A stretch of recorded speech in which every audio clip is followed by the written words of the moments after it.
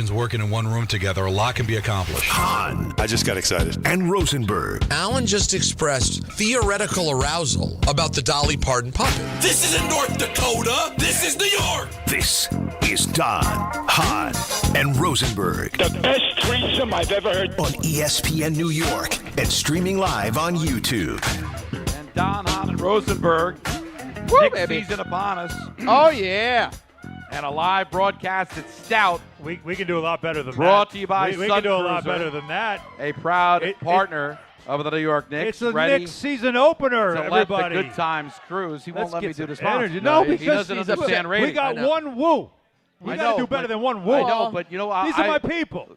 But maybe they're basing it off the reason- Knicks quotes the last week. the You know reason what I we mean? want them to woo is so we can get sponsors. And Right. if we can't read the sponsors, then there's no woo. I'm sorry. I'm fired up. It's season opener. I know you're It's fired the first up. day of school. I'm wearing a tie. Yeah, he's got my ready. haircut. Look at him. He literally looks like it's his first day of school. I'm very excited. So we're live here at Stout, 33rd Street. Swing by. Brought to you by Sun Cruiser, a proud partner of the New York Knicks. Ready to let the good times cruise? Then you need Sun Cruiser Vodka Iced Tea. Don't forget that. Made with real iced tea, real vodka, no bubbles. It's one wildly refreshing drink. And there's so much hype around this Knicks team. Thanks for coming out. Game's at 7, so it's a little earlier than usual.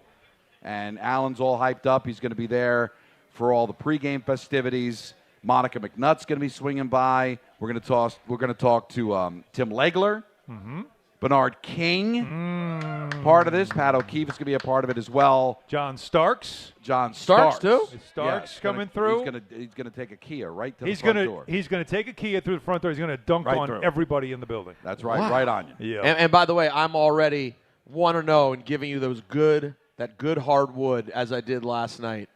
Hardwood pick, 1-0. That's right. You brought the hardwood last night? I sure did. Golden State minus 1.5. Free money, baby. please. Free money. They were giving it away. Thank Who didn't you. see that coming? I know. No LeBron opening night in L.A. Stop Come it. on. I took in the first ever NBC Peacock vehicle. What'd you think? Either of you spend any time? Yep. Listen, they had some hiccups early on. I mean, just like audio-wise, literally the first segment, they full-on lost audio, which Yeah. is never what you're looking for in the debut. Not what you want. But the logo, the sound, the John Tesh, the voiceover, the beginning, the NBA Showtime is brought to you by all of that hit big time. Felt big. And I was just telling Don before we went on the air, I think early on my prediction for first star I've seen that could jump out of the new NBC crop of people is Tracy McGrady. I was very, very impressed with T-Mac. Very good insight, and he has the ability to talk like someone who has done it. Like talks. And he's very good at that, and he's not afraid. Like he's not worried about making friends. Like those are the types of guys you're looking for. He's very good. I thought three-man booths are not easy, and Reggie Miller sometimes is a hard listen, especially in New York. Yeah, I like And Reggie. I thought Jamal Crawford with Reggie made Reggie palpable.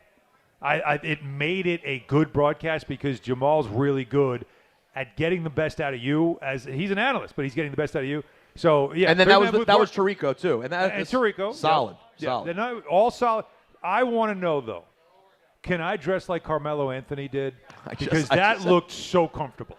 Everybody else has got suits on, and like Vince Carter and Tracy McGrady are matching, which was awesome. Yeah, but yeah. I looked at Melo and I'm like, this guy's wearing athleisure. Why Why can't we all wear athleisure? We're talking to Keyshawn Johnson used to always say, go ahead and drop. He used to always say to me, why do you wear a tie? You're talking about sports. I know. Such athlete talk. By the way, though, prediction, Carmelo will be wearing a suit before December. You think so? Yes. Oh, wow. He won't, because they're not going to change up. Like, they've made the commitment. You can tell. They're wearing the suits. Yeah, they're in. And Carmelo's going to look at the tape back and be like, it just looks a little funky. Trust me, I of all people know. Look at me right now. I'll be the casual guy. Then you look back and you go, I shouldn't have been the I casual shouldn't have been the casual guy. I should have. Yeah. You know what? I've always said this. You can never overdress. You can always underdress. It's so true. But you can never overdress. But I still looked at Carmelo and I thought he's the most comfortable guy there. Yeah. Because the way he seemed very, very comfortable. But it was a good broadcast. It was good. Yeah, And we're that here first now. That first game was insanely good. Very entertaining. And also really fun to see two teams who could be involved late in the season going hard in game one. You mean like tonight's matchup? Well, Knicks and the Cavs? Well, you'll have one team will be full, and the other team will have some semblance of what that team will be at some point, and they will play a game. Will it be like that? Will it go to overtime? I don't know, but we're going to find out. And I get that it's one of 82, and I get that we've got a new coach here that's probably going to err on the side of maybe managing the roster a little bit more than Tibbs did. Oh, yeah. But there's still something about the first game of a big-time hype season. And the second the Knicks were eliminated against Indiana, people were anticipating this year, especially after Halliburton went down, it was, all right, Halliburton's gone. Indiana now is going to take a step back. We've already beaten the Celtics. Now they don't have Tatum. So there are so many expectations around this team, and I think the Knicks fans should embrace it. Now, even if it's not necessarily going to be right away what you expect because you're banged up, you already got no Hart, you already got no Mitch. We'll find out what's happening with Cat. He was listed as questionable, but feeling is that maybe he'll get a chance to play, but probably not be 100%. Questionable isn't out. That's all I'll say. So, right, exactly. And it was doubtful, and it's heading in the right direction because now it's questionable. Yep. So you feel like that he'll be out there even though it might not be 100%. So I know you can look at it logically and say, oh, it's just one of 82. If you don't win, it's not that big of a deal. But I do think getting off to a good start, kind of living up to the hype, that you want to win. You want to get off to that good start. You don't want to have to all of a sudden start apologizing for a loss, especially against the Cavaliers team you did not beat last year. Not at all. So they've won. I think they've won 3 in a row at the Garden. Yeah. So they're getting comfortable in your building too. So this may be a team with a new coach, with a new system, with some of the players banged up, that might be very average through the first month of the season. But the first appearance, right? You don't get a second chance at a first impression. And with all of the hype surrounding this team, and part of it is not even their fault. Part of it's that New York really didn't give us much. Yankees out early. Mets had an embarrassing end to their season. Football typical, going nowhere in the middle of October. So we've been anticipating the start of this season, and I think it's going to eventually result into some captivating television into May and possibly June. But I do think game one of a long season is important when there's this much hype. Let me update everybody because there has been a lot of chatter on social media about availabilities of certain players with the Knicks. First, I'll start with the Cavaliers. The latest injury report also has them dealing with injuries as well. Darius Garland is already out, so he's still recovering from off-season surgery. He's not playing tonight. That's a key piece of their backcourt missing. Max Strus is going to be out for a while. He's a key starter for them as well. And DeAndre Hunter, who's been a Knick killer, who's really good off the bench for them, who probably would be pressed to start, he's listed as questionable because he's got a right knee contusion. Teams are doing this to start the season. It's just the way it's going to be. They are going to start the season. They're going to be careful with if you have a little bit of an injury, they don't want it to become a bigger one. So the Cavs have 2 starters out and possibly a third piece of their rotation out. All right. The Knicks, as we already knew, Josh Hart's dealing with back spasms since the first preseason game. So he's listed as out, although it does sound like he's close as he continues to do work off the court. He might end up practicing at some point this week, right? So there's one. Mitchell Robinson, this is the one that's got everybody talking, not just here, but around the league. Is there like a wrestling intro happening right now? Hallowed Be Thy Name by Iron Maiden, which was one of the songs that I played on Ozzy's Boneyard. I was waiting for a wrestler to just come walking. By the way, that would have been sick. I didn't know whose entrance I thought you it had was. something set up. I'm like, whoa. Hold the phone. That's Peter Rosenberg's music. Anyways, so Mitchell Robinson's been a big part of the conversation. Can you imagine missing game 1 of a season due to load management? Because that's what this is. It's left ankle injury management. That ankle has been surgically repaired twice, right? And they're being very cautious with him. He looked phenomenal. Not good, phenomenal in the preseason when he played. Played first half of 3 games. Looked unreal. And then suddenly we haven't seen him since. You love it. Listen, he's not the best player on the team, but he could be the most important, if that makes any sense, right? I mean, obviously Jalen Brunson's the most important. Karl Anthony Towns, second most important. But when it comes to the linchpin, maybe it's better than saying most important. He's the linchpin to this whole thing working. And game 1, he's already being managed for something that they're saying is not an injury, but yet he's not playing in the first game of the season. Now, Karl Anthony Towns, some people are speculating on social media, might not play tonight. He's listed as questionable, like Don said. And if I know Karl Anthony Towns, which I got to know him for the past year, he wants to play. So we'll see if he gets in the lineup tonight. So explain to me the logic of load management before you've even started the season. It's hard to. All right, because you take a look at their schedule, right? They open up tonight. Yep. Against the Cavaliers. On MSG. On MSG, also on national television, right? You know what's coming after First that. game of the season, tons of expectations around the team. You can't have them out there for game one. I mean, a game two is not going to hit the same as tonight, right? I get the load management. I get that playing 82 games is not the objective anymore, all right? That you want him healthy and ready to go. But it's not like he's not going to play the first month of the season. He's going to play games. Why tonight? Is it the matchup? Is there something particular about the Cavaliers that could put him in harm's way? Why tonight when you're home, there's hype, people are excited about the start of the season? Your next game Sunday. Friday is going to against be Boston, Sunday. Friday, Sunday, Friday, and Sunday. Tuesday. All right, I so think you're it's every other. I get it. So you're playing every other day, Yeah, right? yeah. You're playing Wednesday, Friday, Sunday, Tuesday. Then you got a little bit of a break playing the next Friday when you go out to Chicago. That's the end of the 3-game road trip. So I am not asking him to play every game, all right? But when you've got the first two at home against the Cleveland Cavaliers and the Boston Celtics, you know what? Rest in Miami. Rest in Milwaukee. I don't know why tonight.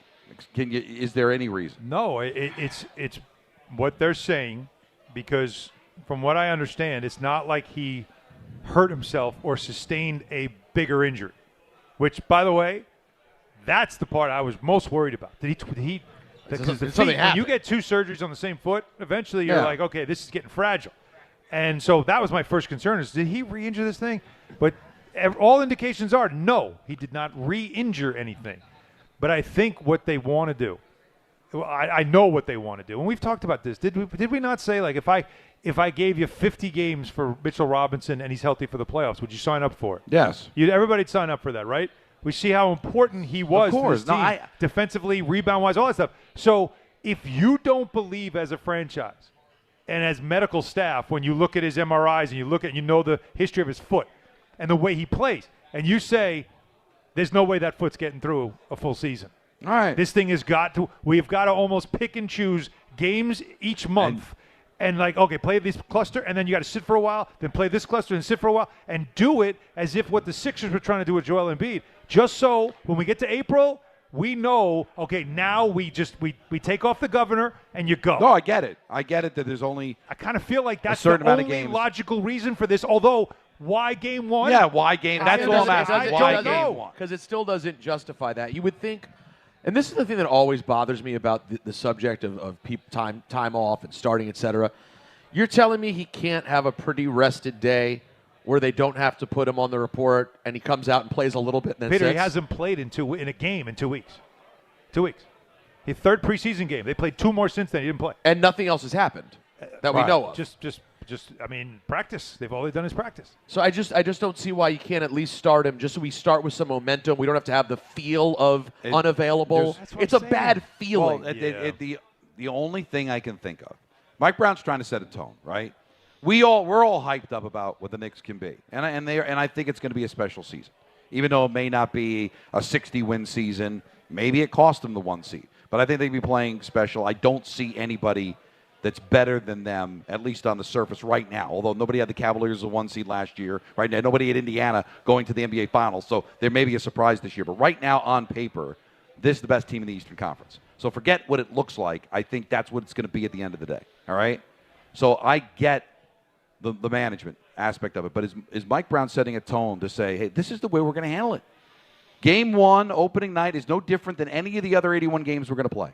And we're going to manage it that way, and we're going to set the tone that there is no it's special tonight, or this one hits different, or this one's on national television, or this one's at home, or this is a game against a team we didn't beat all of last year, or this is a rematch of the Eastern Conference Final. Maybe he's just setting the tone to say this is how we're going to do it. He's going to play his 50 games. He'll play them when I want him to play. And why not set the tone right away? Because I'm not messing around with this game being any different than any other that we're going to play this year. It's as if, as fans, and I understand this because I've heard from a lot of them over the last week, you want to send a message There's something about going into a season like this and why it reminds me so much of 93, 94 when Michael Jordan left the league and you felt like, okay, the hurdle's out of the way. Like the guy you can't get past is gone. The road is open now, and there was this sense of send a message right out of the gate. Like put the league on notice. And that's what I think a lot of fans wanted and want out of this start to the season is you lost in the conference finals with a team that felt like, man, they really had a lot there, but maybe there was some things missing. They added some pieces. They made a dramatic coaching change. And now I think if you're a fan, you want that, put the league on notice. Send a message, and the team's telling you, no, we're going to do that in April. We're not looking to do it. Like you're not winning a championship in October. And by the way, they are, and I respect it. But it doesn't feel good. But it doesn't feel. That's what I'm saying. And to Don's point, start tomorrow. Night, though, just give me a thank you. Start tomorrow. Just give me opening night. Start tomorrow. Honestly, unless someone has a severed leg, let them be in the lineup, and you come out and whatever. Hey, set the tone for the season. But they are setting the tone. Yeah, you're at Miami on Sunday. I think they are. All right, you're at Chicago next Friday. Yeah. I don't know. It just feels like they play Chicago all the time. It's great. They got back-to-back games, a home and home against Chicago at the end of October, early November. Yep. But is that where we're looking at in sports? Because we called him that guy. Sirianni was that guy, not even realizing that they were raising the banner. Because it's all about football. I don't even focus on that. So is that just kind of like, the Knicks are going to make a big deal out of it, and they're going to have the blue carpet, and all the fans are going to be hyped up, first game at Madison Square Garden, because there's something special about opening night, opening day, first game of a great season. Everybody was fired up about that, but it just seems like in professional sports now, regular season, we got bigger fish to fry, man. Don't worry. Let everybody else have their fun reindeer games. This is no different than any other game. I don't like it from a fan perspective. It's not fun, but that's kind of where sports are. We thought Sirianni was that guy for not knowing the banner raise. He probably didn't even know or care. It's like, that was last year. This is this year. No. Let the fans have fun with the towel they're going to put up for our championship. We're focused on a game. You know what I mean? Wait. What are you, Manfred? Piece of tin? Well, it's not a towel. It's a banner. Yeah, that's forever. It's the banner is forever. I am more directing it towards my hatred of the Eagles. I think Peter enough. Can climb aboard. Thank you very here. much. Fine. I respect it. But don't you see? Aren't we going there now? Is that what we're looking at? It feels like what everybody's trying to teach you is it's not how you start, it's how you finish. But because the Cavaliers were like 20-1 to start last season. How'd they finish? Getting out of second round. But it got them a 1 seed. Doesn't matter. Ran out of gas. Ran out of gas. I understand. Had nothing in the tank. True. Lost in the second round. But you said yourself, you thought it was important for the Knicks to get the 1 seed. I feel is for home court advantage. That building is different. We experienced it last year. Sure did. Like that game 6 last year, the Celtics didn't have a chance in that game. That game was over before they tipped the ball. Although the year before they had Game 7 at home. But Game 7 at home. Be with fair, a banged up team. Be fair, there were a lot of bad losses in the Garden last year's playoffs too. Yes. So, but the hype that you get in that building, the deeper you go in the playoffs, it's different, and that's why I feel like for this team, that was to me important. But this team is telling you not as much. It's not as important as being fully healthy, so we can have that fully operational Death Star that can finally end a drought that's gone over 50 years. I know, but are you really upending everything by just saying let's at least treat opening night special? We're not in Cleveland. We're at the Garden. No, you could. It's weird. Now, who's to say they can't win tonight? No, it's not. It's not. What if they? So if they win, they can win tonight and win Friday night, what's the who cares? Well, that's what they got to do. It just puts more pressure on the other guys to make sure you get a dub. Like get wins to get through this. So we're not going. Oh my God, they started the season 0-4 because Mitchell Robinson. I'm mad because it was the one thing that I really loved about the Knicks. They were anti-NBA. They didn't load manage. They made every game seem like it was game 7. But that's the topic. And I enjoyed that. This is a new era, clearly. Well, but hold on. From day one. The Mitch part, let's remove Mitch. Because remember, he missed all of last year. And every version of the Knicks, he might not be playing tonight.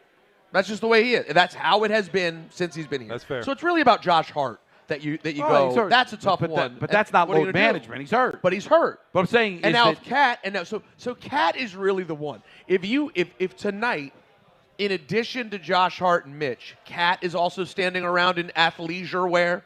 That's when you really feel like, oh man, we're not even really here. But he's the one to me that goes over. Why the do you top. think That's Cat's fair. climbing the ladder? I think Cat wants to play. That's another aspect what of it this. feels like. Does Mitch have to say, Coach, it's opening night? I get. You got to be careful with me. I haven't played in 2 weeks. It's opening night. I'm a major piece of this team. We're gonna have introductions. The place is gonna be going nuts. Well, that's the thing. All right, That's the whole Friday. piece. Even against if I Boston, can only give you 10 minutes, That's just let me it. get out there for 10 minutes. You know? By the way, even if he doesn't play, why does he have to be a DNP? Why can't he? Or no, let him be a DNP, not an out. He doesn't have to be out. No, that'd get weirder. What if Wait, he was dressed but he didn't play? That's weird. Like, like having him play the first 4 minutes of the game, take him out, and then don't put him back in, and then just say injury management. That's different than having him not play at all. Sure. But again, they have a purpose for this. Their medical staff, by the way, won the medical team of the year type thing in the NBA last year because they were remarkably healthy last year, despite the fact that they didn't have Robinson and they lost Brunson for a stretch of time. That's right. They were Well, remarkably and despite healthy. the fact they had a head coach who, if you ask a lot of people, was trying to kill all the players on the team. Oh, the after effects is what you wonder about now. I got to tell you right now, I didn't even think about this till just now. All of those anti-Tib guys that he wears the team out, they must be loving Mike Brown. They get right. We're load managing, maybe. Yeah. Before the season even starts. Tibbs was killing our guys. No. He was ruining it. Oh, they must be loving this. I want my favorite players to not play. That's how I like my guys. No, Healthy and sitting. So there is a little feeling of like wake me up in April. And I don't like that. Oh, God, this is a Yankee thing all over again.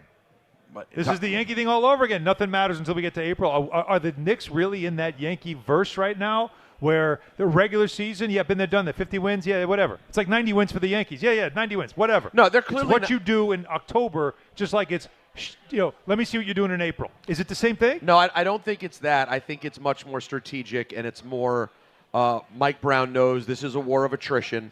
I need this team to be in a certain place when it's time. Yeah, So we're going to be smart Great, with it, but I still don't like it But tonight. dude, again, I don't want to get into the economics, but it's not like they're discounting the tickets tonight, okay? Regular season still matters to some extent, right? Oh, I'm the Garden sure. fans love this team. They want to be entertained. I get the goal. I'm going to look this up. And every fan understands that, but damn, it's opening night, man. What are you Tim talking- Legler is Look at going to these join us tickets. coming up next. We'll get his thoughts on this Legs because is great. Legs is great, and Legs was a gamer. He'll have an opinion on this and the yeah. Knicks overall. And we've got Monica McNutt's going to be joining us, Bernard King, John Starks, Pat O'Keefe. A lot of We're Commander here fans coming on the show till today. 6:30, and then the Knicks and Cavs on our air tonight. It's on for real. Don Hahn and Rosenberg live from Stout on ESPN New York.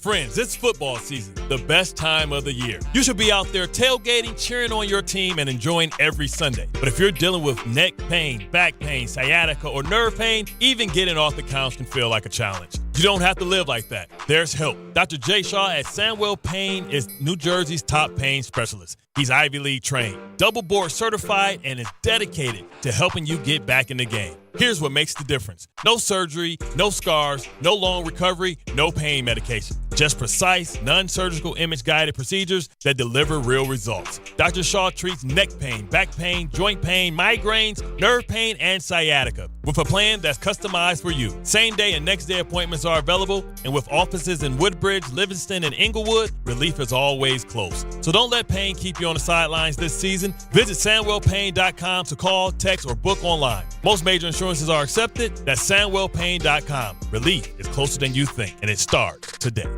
Shop new fall offers at Bay Ridge Mazda. Lease a 2025 Mazda CX-30S for as low as $199 per month or finance for 2.9% APR for 36 months. Or the 2025 Mazda CX-5S for as low as $229 per month or finance for 2.9% APR for 36 months. Plus, enjoy 1 year of complimentary Bay Ridge Plus benefits like ding and dent coverage, key replacement, windshield protection, and roadside assistance. Visit them in Brooklyn or online at BayRidgeMazda.com. Bay Ridge Mazda, where confidence comes standard. See dealer for details. Listen up, football fans.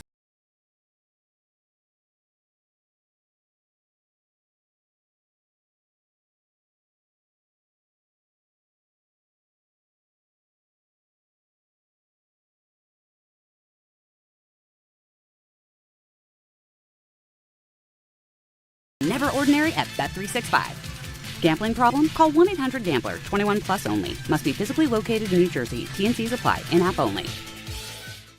Just printed from the Erie Canal Press, the most coveted ticket, New York Lottery's $1 million raffle, hath arrived. 15 fortunate souls shall come into the fortune of a millionaire. Translation, the $1 million raffle is here, and 15 winners are going to become millionaires. The New York Lottery commemorates 200 years of the Erie Canal with your best odds of winning $1 million. Limited tickets available. Ask your local retailer today. Please play responsibly. Must be 18 plus. Gambling problem? Call 1-877-8-HOPE-NY or text HOPE-NY. Right now, police are stepping up patrols to make sure drivers and pedestrians obey our crosswalk laws. Why?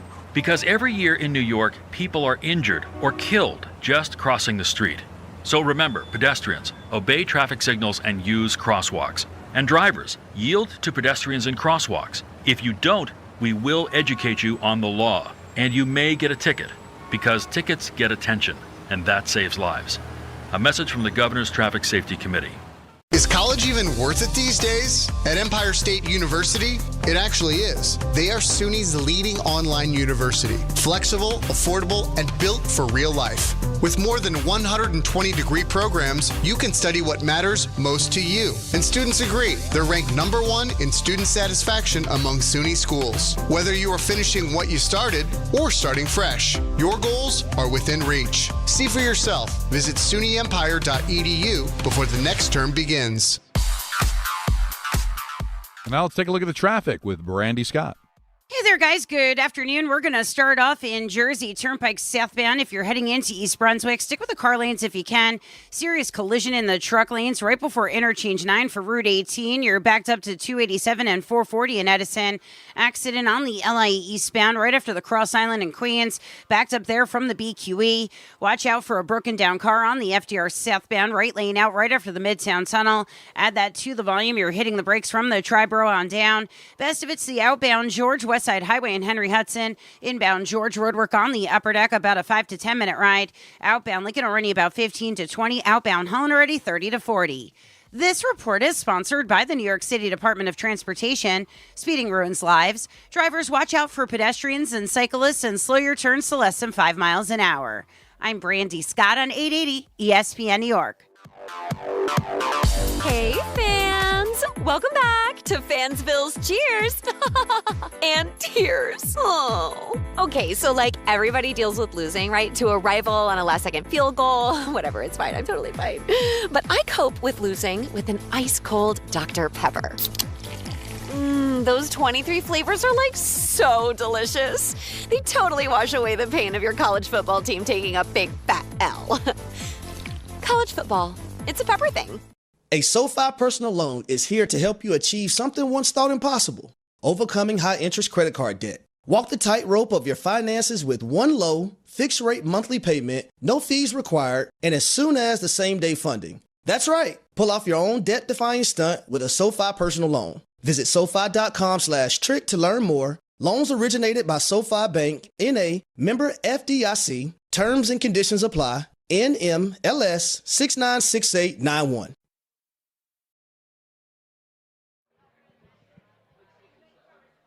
Jacob is speaking my language today. There are a lot of reasons why people buy at Ramsey Mazda. It's their selection, it's their customer service, and it's their savings.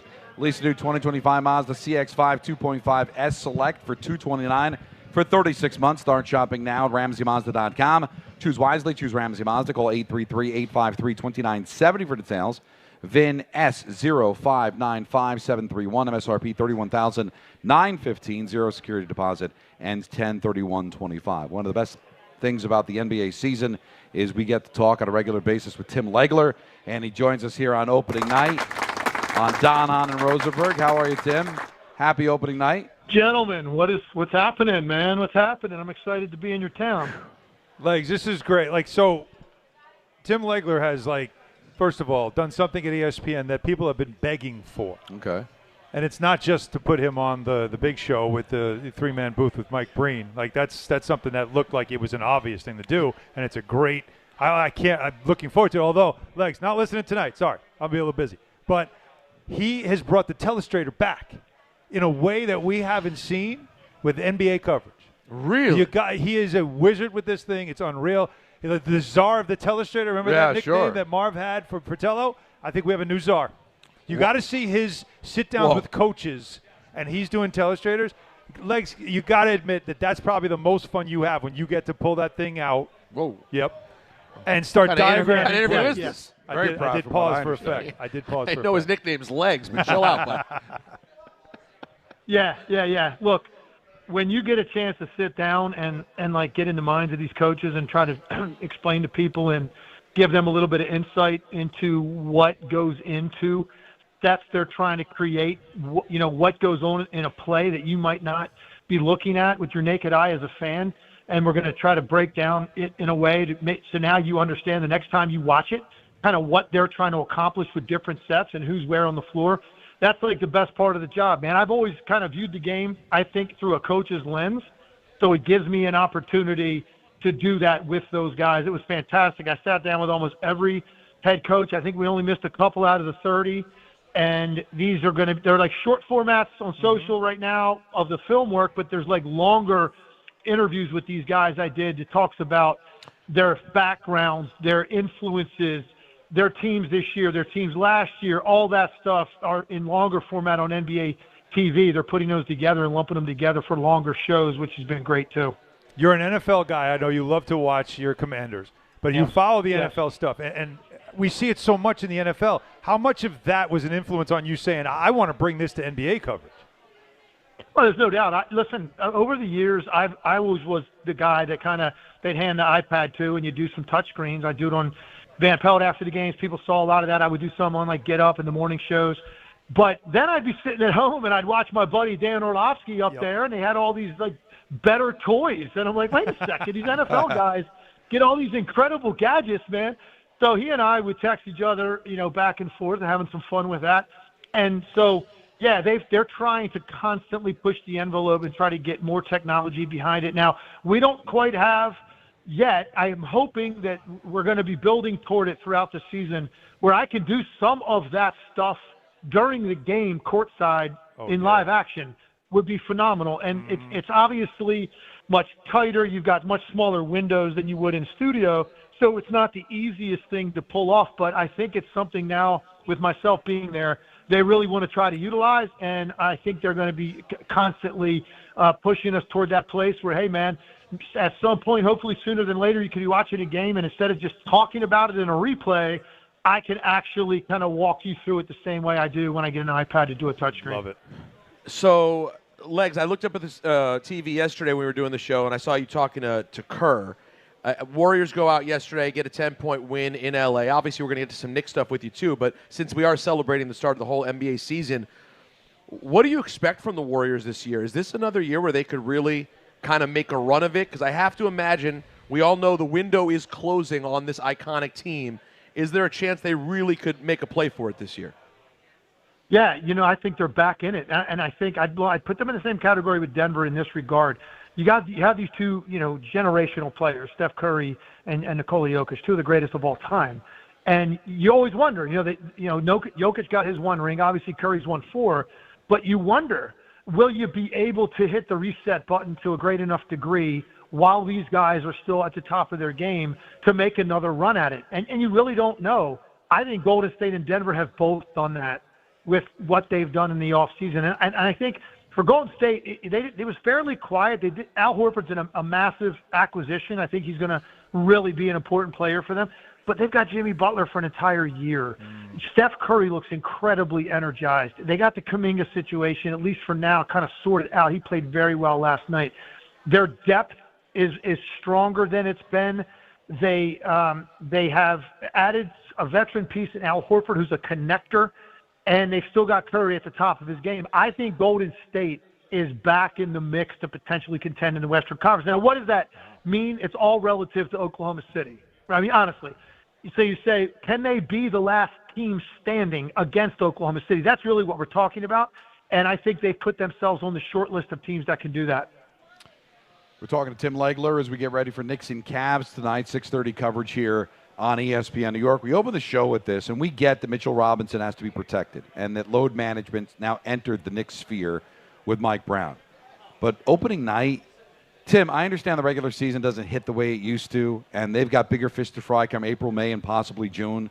But shouldn't opening night be special and have them load management another game? Yeah, no, I totally agree with the load management concept for opening night. I mean, because you basically can handle training camp any way you want to with the guy. So, to have him like ready to go and fresh for opening night, you would think that would be the case. I just listen. I think there's going to be an overabundance of caution for a couple of reasons. One, the importance of Mitchell Robinson to this team.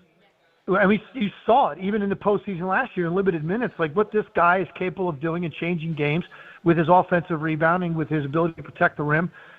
He's such a massive difference maker for the Knicks. So that's one reason. The other is all of the attention that the Knicks have gotten over the last few years about guys breaking down and not being available when you need them and not being deep enough. So I think Mike Brown is probably, and the organization are probably going to err on the side of caution all year with these guys and try to utilize the depth as much as they can and preserve. That's going to be the goal, I think, for a guy like Mitchell Robinson. So he's upright and ready to go on April 15th. I think that's going to be the ultimate goal for them. Now, having said all that, I totally agree with you. It's surprising the approach would be load management opening night. I totally agree with you on that. Legs, this was a top 3 offense last season, a high-efficiency offense for most of the season. They back-to-back 50 wins. They make a coaching change. Mike Brown comes in, and sometimes you would say, well, if it ain't broke, don't fix it. But Mike Brown wants to fix it. And he's all about up-tempo. He wants to play faster. He thinks that he can get even more out of this offense. What are you expecting from that point of view? Yeah, look, they had a very highly ranked offense a year ago. I think what this is about with Mike Brown and all the narrative around the pace, you hear that word a lot. You hear playing up-tempo. You hear, I think, the ball changing sides of the floor, touching more guys' hands on a given possession. I think all of that stuff's going to be important when you get to the playoffs because it's one thing to have a dynamic offense and you look at the metrics, and by all accounts, the Knicks had one in the regular season. That's different than winning 3 straight rounds and getting to the finals against a team that can adjust to you every night, a team that can prepare for you and when they're going to blitz you. And if you're a ball-dominant team with a lot of your offense generation coming out of the point guard spot with that much time of possession for one player, it's a lot easier for a team in the postseason when they're preparing for you game after game and making adjustment after adjustment to limit that offensive efficiency. And now what do? How are you going to figure out a way to counter that? And can a ball move enough at that point where guys are comfortable going and making plays? I think Mike Brown wants Jalen Brunson to have to work less in the course of a game. So it doesn't look as arduous and as grinding as it does some nights when he's got the ball as much as he does. I really think that's the main tweak we're talking about. You're still going to rely on Brunson and Towns and two-man game and all of that. You have to. Those guys are that good at it. I just think he'd like to see him dominate the ball a little bit less so that they're more prepared in the postseason when the ball is taken out of his hands a little bit more because you're playing only against one team, the New York Knicks, and you're figuring out a way to just decrease their efficiency a little bit. I think that's what this is about. I'm as curious as anybody to see what that looks like in the regular season and how different I think, if any, it is for Jalen Brunson, because I do think there's a little bit more there that you can get if you approach it the way I just described. Who's the biggest threat to stop the Knicks from going to the finals? It's definitely the Cavs, the 2 teams playing tonight. So I look at the East this way. There's 2 known commodities when they're healthy, and both of these teams are banged up at the start of the year. Josh Hart's a little bit banged up, Mitchell Robinson we talked about, and then the Cavs, no Darius Garland, no Max Strus. So both teams aren't at full strength, so you're not going to see that tonight. But these are the 2 known commodities in the Eastern Conference. I expect these 2 teams to be 1 and 2 in the regular season standings, barring some sort of major injury to one of these teams. And in the Cavs case, they might even be deep enough to withstand that. These are the 2 teams. And then you've got that next group, right? And now, to me, I label them this way. The X-Factor teams. Those are Philly and Milwaukee because they've got Giannis, they've got Embiid. If Embiid can stay healthy and play X number of games, Paul George. Philadelphia has enough talent to make this very interesting. Milwaukee still has Giannis Antetokounmpo last I looked. So those are like the X-Factor teams. Then and Atlanta I would put in that category because they've got a mixture of vets and young guys. And they've made strides. A lot of people maybe higher on them than I am going into the year. And then you've got Detroit and Orlando. those are the two teams that are young. They defend. They've added offense, getting Jaden Ivey back, adding Desmond Bain in Orlando. Those teams look like they're going to take a big step forward, take a big bite out of the East this year. And then I think the other two teams you'd mentioned would be Indiana, Boston, dealing with injuries. Still going to be tough, but clearly have taken a step back. That's kind of how I lay out the East. But the two teams at the top, clearly the Cavs and the Knicks. Who's more likely to sort of surprise and be a pain in the ass, for lack of a better word, between the Celtics and the Pacers? I would say probably Indiana. Because I think Indiana, look, Tyrese Halliburton is the engine for them, but I think there's a lot of nights Tyrese Halliburton plays like a quieter game. Yep. And they still would find a way to win those games. And they still have Pascal Siakam. They've got Nembhard now that's going to take on a bigger role handling the ball. I think some of the other guys that were banged up last year now, they get back. Isaiah Jackson comes back into the fold. Mathurin is going to be healthy to start the year. I just think people think that, no Halliburton, well, there goes their offense. I disagree. They're used to winning. They're used to finding ways to win. And I think for the most part, they have guys that can do the best they can to replicate what Halliburton brings to the table. For Boston, I just think that's going to be tough. The way that they play, not only not having Tatum to create better-looking threes, which is the shot they love to take, you're also talking about Drew Holiday, Al Horford, and Kristaps Porzingis, not there. So this is a much different Celtics team. So I would probably say Indiana would look closer to what they were a year ago than Boston. Now, Tim, if you were to rank the NBA teams going into the season, how deep on your list would you go before you hit the Knicks? Well, I'm kind of on the record as saying I think whoever comes out of the West is going to be favored to win the whole thing, no matter who comes out of the East. So that means that either it's Oklahoma City going for a repeat. If someone's good enough to knock them off, then that's the team you're going to expect to win the title, whether that's Denver or Houston or Golden State if they can get there. Minnesota's been to the last two conference finals. Maybe it's them. If somebody's able to get through OKC, that's the team that's going to be favored. So you'd probably go 4 deep in the West at least before you would start talking about the Eastern Conference teams. Wow. So I would say, Knicks 5, 6, somewhere in there is probably where you'd rank them in the overall NBA hierarchy, because all of those teams at the top of the West got better. You can make an argument they're all better. And that's pretty incredible statement when you consider how tough the West was last year. Yeah, it's what you want to do is get through the East without too much wear and tear, because you expect it to be less of an arduous road than it would be in the West. So for you, again, you had a great career as a player. You were one of the great sharpshooters in the history of the game, but you love the game a lot.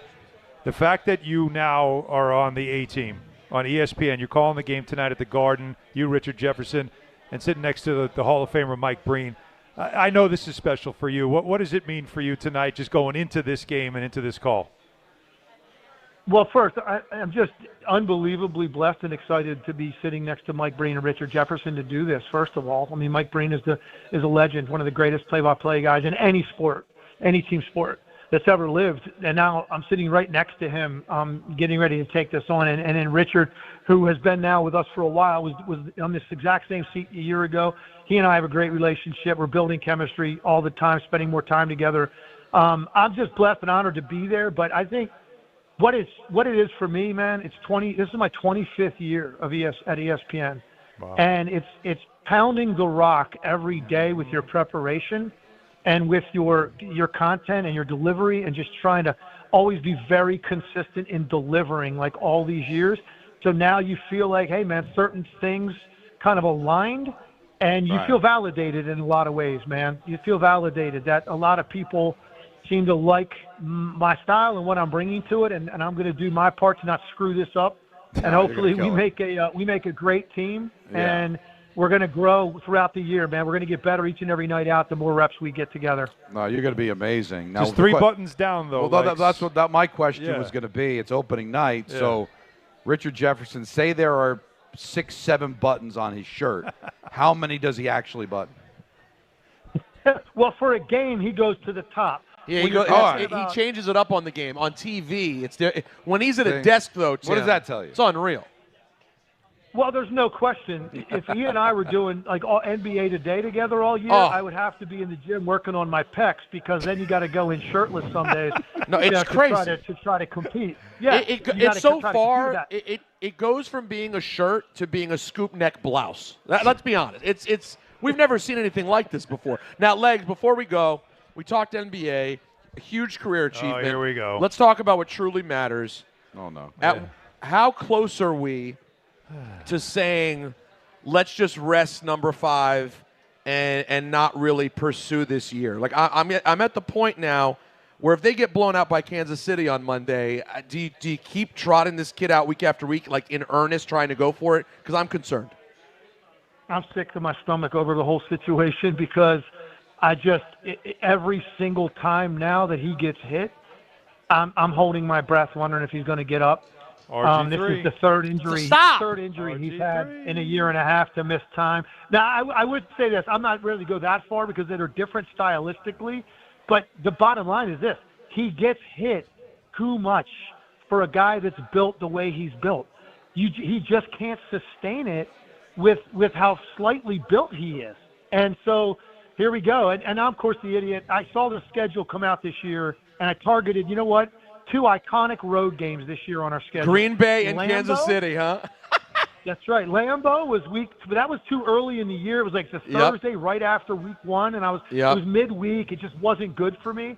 So I'm like, you know what? I'm going to Kansas City. So I will be there on Monday night. Oh, I respect this. All right. And I'm hoping Van Pelt will be there. My boy Scott will be there. They're doing the pregame show from there, and I hope they take it easy on me because I'm going out there and I kind of feel like I'm headed to a bloodbath.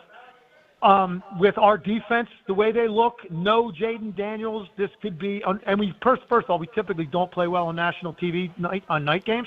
So my expectations are low. You know, I'm all in though. I love the team. I'll give you one. I'll give you one last thought before they kill me for us talking about this for too long. One last thing. I'll say this: sneaky prediction. If McLaurin and Debo play, it might be even more important than having Jaden, because if they have Jaden and no receivers, we have no chance. I'll take my chances with Mariota if he at least has the full complement of weapons. But have a good time. I'll be thinking about you, my friend. Good luck. God bless. Appreciate it. And 100% agree with you, by the way, about the receiver point. We got to get those guys back on the field. Mariota can do a serviceable job. All right, Tim. Good luck tonight. Thank you. Appreciate you guys. Tim Legler on ESPN. Everyone's going to be watching MSG, but if you do swing over to ESPN, Tim does a tremendous job. Let's see how you're feeling about the Knicks. 1-800-919-3776. Monica McNutt's going to be joining us. Bernard King, John Starks, Pat O'Keefe. We got a big show up until 6:30. Then it's Knicks basketball right here. Don Hahn and Rosenberg, ESPN New York. There's nothing the voice in our head obsesses over like our health. But with over 100 lab tests and insights, Function can help answer the questions like, why am I so tired all the time? How can I get better sleep? My friend was telling me about magnesium gummies she takes. Know if my heart is work stress affected? It's time to up my cardio. If my mom has something, how would I find out? It's time to get some blood work done. A Function membership gives you a comprehensive health check with results tracked over time. Find out what you're made of at functionhealth.com. If you've been injured on a construction site, then you need a lawyer who knows New York's unique labor laws. At the Parisman Firm, they have decades of experience handling construction accident cases and a proven track record of delivering huge results. Their team has already recovered nearly $1 billion for hardworking New Yorkers. From scaffold accidents to slip and falls and equipment failures, they've got your back. Call the Parisman Firm now at 718-WORKERS. That's right, 718-WORKERS, because your case is their cause. Get the justice you deserve today. Long Island is brewing some spooky fun at Jake's 58 Casino Hotel. We're celebrating this October for our $50,000 Witchy Wednesdays drawing. Be here on Wednesday, October 1st, 15th, and 29th from 3 to 7 p.m. when 2 winners will be drawn every hour to pick a witch's hat and win up to $5,000 cash. Club members can conjure up to 5 times entry multipliers. Fly over to where Long Island wins at Jake's 58 Casino Hotel. If gambling is a problem for you or someone you care about, please call the 24-hour toll-free helpline at 1-877-8-HOPE-NY or text HOPE-NY. Looking for the best internet deal? It's just a fast phone call away. Only Optimum Fiber Internet delivers the fastest and most reliable fiber internet starting at just $40 a month. That's right, lightning fast fiber internet at a price that won't slow you down. Call 888-4-OPTIMUM today to lock in your offer in just a few minutes and see how you can also get the Disney Plus Hulu bundle and an unlimited mobile line on us. Don't take slow for an answer. Call 888-4-OPTIMUM or visit Optimum.com today. Terms apply. DraftKings Sportsbook, an official sports betting partner of the NBA, is the place to bet on NBA stars this season. Download the DraftKings Sportsbook app and use code F&H. That's promo code F&H. Bet $5 and get 3 months of League Pass plus $300 in bonus bets if your bet wins. In partnership with DraftKings, the crown is yours. Gambling problem? Call 1-800-GAMBLER. In New York, call 877-8-HOPE-NY or text HOPE-NY 467-369. In Connecticut, help is available for problem gambling. Call 888-789-7777 or visit ccpg.org. Please play responsibly. On behalf of Boot Hill Casino and Resort in Kansas, pass-through of per-wager tax may apply in Illinois. 21 and over. Age and eligibility varies by jurisdiction. Void in Ontario. Restrictions apply. Bet must win to receive bonus bets which expire in 7 days. Minimum odds required. NBA League Pass auto renews until canceled. Additional terms at dkng.co/audio. Limited time offer. They say a full marathon is the ultimate test. For me, it's more than a race. It's a milestone I once thought impossible. Michelle Smallman here, and I'm running my very first marathon in New York City with the support of Gainbridge and Gainbridge Assists powered by Parity. Together, we're empowering girls and women through sports and education with grants to 32 organizations in 21 states. Every step I take is for the finish line and for the next generation chasing their dreams. Here's to 26.2 miles and a future with no limits. Out here, it's football season, where nothing beats backyard grilling, gathering around the fire pit, and cheering on your favorite team with friends. The yard is mowed, the lights are strung, and the grill is warming up. Whether you need to fill up your propane, get a new grill, or even a generator, out here, it's game day. And we're ready for it. Tractor Supply, for life out here. From the regular season to the Super Bowl, ESPN New York is your destination for football. We've got crazy fans. If the Giants somehow beat the Cowboys, I'm going to take a dump on your head. You can feel good because you're a damn football team. Expert analysis. Marcus Spears joins us now. ESPN NFL analyst Damian Woody. Mel Kiper Jr. The Hall of Famer Steve Young. He's kind of our resident general manager, Louis Riddick. We got Mike Tannenbaum right now. And all your fantasy and wagering needs. This is ESPN New York. We are football. All right, well, listen up, guys. Got to talk to you about my friends over at BetterHelp, all right? October 10th was World Mental Health Day, and this year we're saying thank you, therapists. BetterHelp therapists work according to a strict code of conduct. They're fully licensed in the U.S., and BetterHelp does the initial matching work for you so you can focus on your therapy goals. Short questionnaire helps you identify your needs and preferences, and then their 12-plus years of experience and industry-leading match fulfillment rate means they typically get it right the first time. If you aren't happy with your match, switch to a different therapist at any time from their tailored recommendations. With over 30,000 therapists, BetterHelp is the world's largest online therapy platform, having served over 5 million people globally. So this World Mental Health Day, we're celebrating the therapists who've made millions of people take a step forward. If you're ready to find the therapist for you, BetterHelp can help you start that journey. Our listeners get 10% off their first month. Just call pound 250 and say the keyword timeout. That's keyword timeout after calling pound 250. You know what I'm talking about. I know exactly what you're talking about. We're hyped up about the Knicks, and I know it's a basketball day, but I wanted to just take this moment. We got the phone lines open at 1-800-919-3776. How hyped are you about the season? How disappointed are you that it seems like they are not as hyped as you are, unfortunately, with the load management? But we just found out word that Larry Brooks is stepping away from the New York Post and his coverage of the Rangers because he's fighting through an illness. So we wish him nothing but the best. He's a Hall of Famer. He's always been great to me in my career. I give the New York Post a tremendous amount of credit. There's a lot of companies that are kind of tapping out of covering teams and the expense of it all, but Larry and Molly Walker for the New York Post, they're at every game. They work their tail off to get the information out there, and we haven't seen Larry at the Garden or on the road at all. He always scaled back the road in recent years anyway, but to not see him around is kind of tough, and we just got word that he has stepped away officially, and hopefully he'll be back soon. But I know you know Larry very well. Very well. I do, of course, so we're going to wish him nothing but the best. I consider him a mentor of mine when I started, again, in covering the NHL. He was one of the first people I kind of looked at and said, okay, this guy does it right, and follow him along. And he's been one of these guys that I always like a standard. He sets a standard because, he's aggressive, but he's fair. He is a historian of the league. He does his homework. Like, there was so much about Larry Brooks that I looked up to as a young sports writer, and I stayed in touch with him even after leaving the NHL coverage, moving over to the NBA. I would still check in, and he was always kind enough to check in with me even after I left the newspaper business and got into broadcasting. I reached out to him earlier just to give him my thoughts and support. And, he sent back because he's a tough guy, he sent back a very positive message about how I'll be back. It might be a minute, but I'll be back. And just want to send positive vibes his way because hockey's not the same in New York without him covering it. Of course, he worked for the Devils. He was working for the Devils when eating another donut fat boy, the whole Don Koharski thing. There's actually footage of that happening where you see a young Larry Brooks there, and then, of course, did color with Chris Moore on radio for years. And he was also he was the one that asked Mark Messier before Game 6 against the Devils about the game and using the "will win" as the back page. That's right.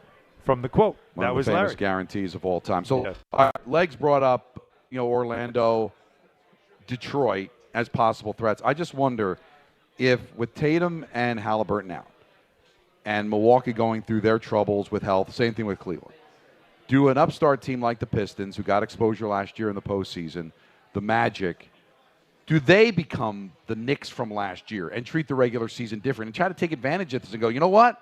We're going to go out and we're going to try to take advantage and see if we can finish a little higher and give ourselves a better chance in the postseason, or do they just have a like mind of everybody else? It sounds good, but I think the Knicks were the only team that played that way last year. They were the only team that just showed up every night and our 5 starters are going. The Knicks went 55 games into the season before they had 2 starters out of the lineup. Like, they just played their first 11 games, same starting 5. Like, they played every night. They showed up every night, back-to-backs. They played everybody. It just was a mindset. It was different. The rest of the league doesn't do this. Orlando has gone through so many injuries over the last couple of seasons with their young players, including Jalen Suggs, who's going to probably miss the start of the season. And he's a big piece of what they do defensively at the point of attack. So I can't see Orlando grinding their players just so they can set it. And Detroit, Cade Cunningham was a guy who missed a whole season with injury. They're not going to run him into the ground either. I just think this is a mentality in the NBA that in New York with Tom Thibodeau, they didn't embrace, but with Mike Brown here, and Mike Brown spent a lot of time in Golden State as an assistant, I think he has picked up a lot of the trends of the league, and they don't value the regular season the way Tom Thibodeau lived game to game. Now, we've got guests coming up over the next 2.5 hours before Knicks coverage begins. Monica McNutt's going to be joining us coming up at 4:30. Bernard King's going to be here. John Starks is going to be here. Pat O'Keefe is going to be here. But it's Wednesday, and Wednesday we do the list. We usually do it at 4:30, but the guests are going to come fast and furious. So how am I going to feel about today's list? How about coming up the list? I think you're going to feel the way we feel about it. Excited, frustrated, conflicted. Yes. It was a beast. I took on. I hear you guys chatting about it, but I haven't been able to glean anything yet. Well, you know what? You're going to glean coming up next. We're live at Stout, having some fun, hanging out until 6:30. Then it's Knicks basketball. Don, Hahn, and Rosenberg on ESPN New York. All your favorite NBA players are back, and DraftKings Sportsbook, an official sports betting partner of the NBA, is the place to bet on NBA stars this season. With more markets open for more of the game, DraftKings, the #1 sportsbook for live betting, is live when others aren't. New customers, bet just $5 and get 3 months of NBA League Pass. Plus, score $300 if your bet wins, paid in bonus bets. Download the DraftKings Sportsbook app and use code WHSQ. That's code WHSQ. Bet $5 and get 3 months of League Pass, plus get $300 in bonus bets if your bet wins. In partnership with DraftKings. The crown is yours. Gambling problem? Call 877-8-HOPE-NY or text HOPE-NY 467-369. 21 and over. New York only. Eligibility and restrictions apply. Bet must win to receive bonus bets which expire in 7 days. Minimum odds required. NBA League Pass auto renews until canceled. Additional terms at dkng.co/audio. Limited time offer. Finding great candidates to hire can be like, well, trying to find a needle in a haystack. Sure, you can post your job to some job board, but then all you can do is hope the right person comes along. Which is why you should try ZipRecruiter for free at ZipRecruiter.com/ESPN. ZipRecruiter doesn't depend on candidates finding you. It finds them for you. Its powerful technology identifies people with the right experience and actively invites them to apply to your job. You get qualified candidates fast. So while other companies might deliver a lot of hay, ZipRecruiter finds you what you're looking for. The needle in the haystack. See why 4 out of 5 employers who post a job on ZipRecruiter get a quality candidate within the first day. ZipRecruiter, the smartest way to hire. And right now, you can try ZipRecruiter for free. That's right, free. At ZipRecruiter.com/ESPN. That's ZipRecruiter.com/ESPN. ZipRecruiter.com/ESPN. DraftKings Sportsbook, an official sports betting partner of the NBA, is the place to bet on NBA stars this season. Download the DraftKings Sportsbook app and use promo code SportsBeat. That's promo code SportsBeat. Bet $5 and get 3 months of League Pass plus $300 in bonus bets if your bet wins. In partnership with DraftKings, the crown is yours. Gambling problem? Call 1-800-GAMBLER. In New York, call 877-8-HOPE-NY or text HOPE-NY 467-369. In Connecticut, help is available for problem gambling. Call 888-789-7777 or visit ccpg.org. Please play responsibly. On behalf of Boot Hill Casino and Resort in Kansas. Pass-through of per-wager tax may apply in Illinois. 21 and over. Age and eligibility varies by jurisdiction. Void in Ontario. Restrictions apply. Bet must win to receive bonus bets which expire in 7 days. Minimum odds required. NBA League Pass auto renews until canceled. Additional terms at dkng.co/audio. Limited time offer. 880 ESPN, WHSQ, and WCBS-FM HD2, New York. A Good Karma Brands radio station. It's Don Hahn and Rosenberg, Knicks season opener broadcast live from Stout, and it's brought to you by Sun Cruiser, a proud partner of the New York Knicks, ready to let the good times cruise. Oh, you're right. Then you need Sun Cruiser Vodka Iced Tea, made with real iced tea, real vodka, and no bubbles. It's one wildly refreshing drink. Getting ready for the season opener against the Cavaliers. Coverage will begin at 6:30, so Bernard King is on his way, should be here momentarily. Monica McNutt also on her way. John Starks, Pat O'Keefe, and we're really blowing this up because there's a lot of hype around this season. And because we got the guests coming and it's Wednesday, it's time for the list, which is driven by Ramsey Mazda. So I was thinking, we've been talking about the Knicks pretty much all summer. It's been hyped up, especially when we found out that Tatum and Halliburton are done for the year, that everybody's been talking about the Knicks and really getting excited about it. So I started thinking, what are some of the most hyped seasons in recent memory where you were pumped for the start of the season for a New York team? Through the roof pumped. The top 5 most hyped teams. Well, like the coverage was over the top, the expectations, the anticipation. It was just look. There was one a couple of years ago. Me as a Jets fan endured. Oh yeah. So obviously we got to get to the Aaron Rodgers year one. Yeah, I mean, there? It's there. And I have it at number 1 just because it's all we talked about that entire summer, Peter. You remember on the K Show. Rodgers this, Rodgers that. Fans were going through the roof. It was incredible. That, to me, has to be number 1. Obviously did not live up to the hype, but no question the hype for Jet fans going into that season was off the charts. Any other guesses? Yes, absolutely. The 93-94 Knicks. 93-94 Knicks I have at number 5. Why? Because all anybody talked about was that Jordan was done. And with Jordan out of the league, and of course the Knicks couldn't get by Jordan, well, now Jordan's gone, so the Knicks should be able to get by him. It's wide open. They This got sounds by familiar. him, couldn't get by Olajuwon, but did go to the final. That was a hype season. That is number 5. So you've got 1 with the Jets 23, Knicks 93-94 at number 5. So we've got 2, 3, and 4. How about 96 Yankees? 96 Yankees I do not have on the list. It's a great honorable mention. Change over to Joe Torre. But the problem was it wasn't so much the hype of the Yankees. It was why hire Joe, clueless Joe. That was what was the headline. It was like in negative. the boat. There Negative was a hype. negative hype. Yeah. But 95 they were good. They teased you thought they could get there. But they were disappointed at Joe Torre, and they were disappointed that Mattingly retired, and they didn't love Tino Martinez. So there was more of a negative vibe around the Yankees than a positive one. 95 Rangers. I don't know. I'm throwing things out. Well, That's actually not bad. No, they won the Stanley Cup, but no, other hype teams that I have, since we've got 5, I'll give you 4, is the 2010 Jets. 2010 Jets come off the championship Hard game the year Knocks. before, and then they bring in LaDainian Tomlinson, one of the best running backs in football, right? And they go out and get Santonio Holmes after what he was able to do in the Super Bowl, maybe one of the greatest catches in Super Bowl history. So now it's on, and people thought that they were going to take the next step. And listen, they won 2 more regular season games but lost in the championship game. So I've got that at 4. Number 3, how about the 99 Jets? Coming off the championship game, hoping healthy Vinny Testaverde, Bill Parcells in his 3rd year. And then I saw what happened with Vinny's Achilles, but a very, very high Who's year. the last team? And number 2. No, like what actual team? Before you give me the year, which sport is it in? Baseball. 88 Mets. Not the 88 Mets. The 92 Mets. Ah. The 92 Mets brought in Jeff Torborg, who had 2 winning seasons in Chicago. They were hype around that. They go out and get Brett Saberhagen. They go out and get Bobby Bonilla. Oh, that's a big one. And it ended up being the worst team money can buy.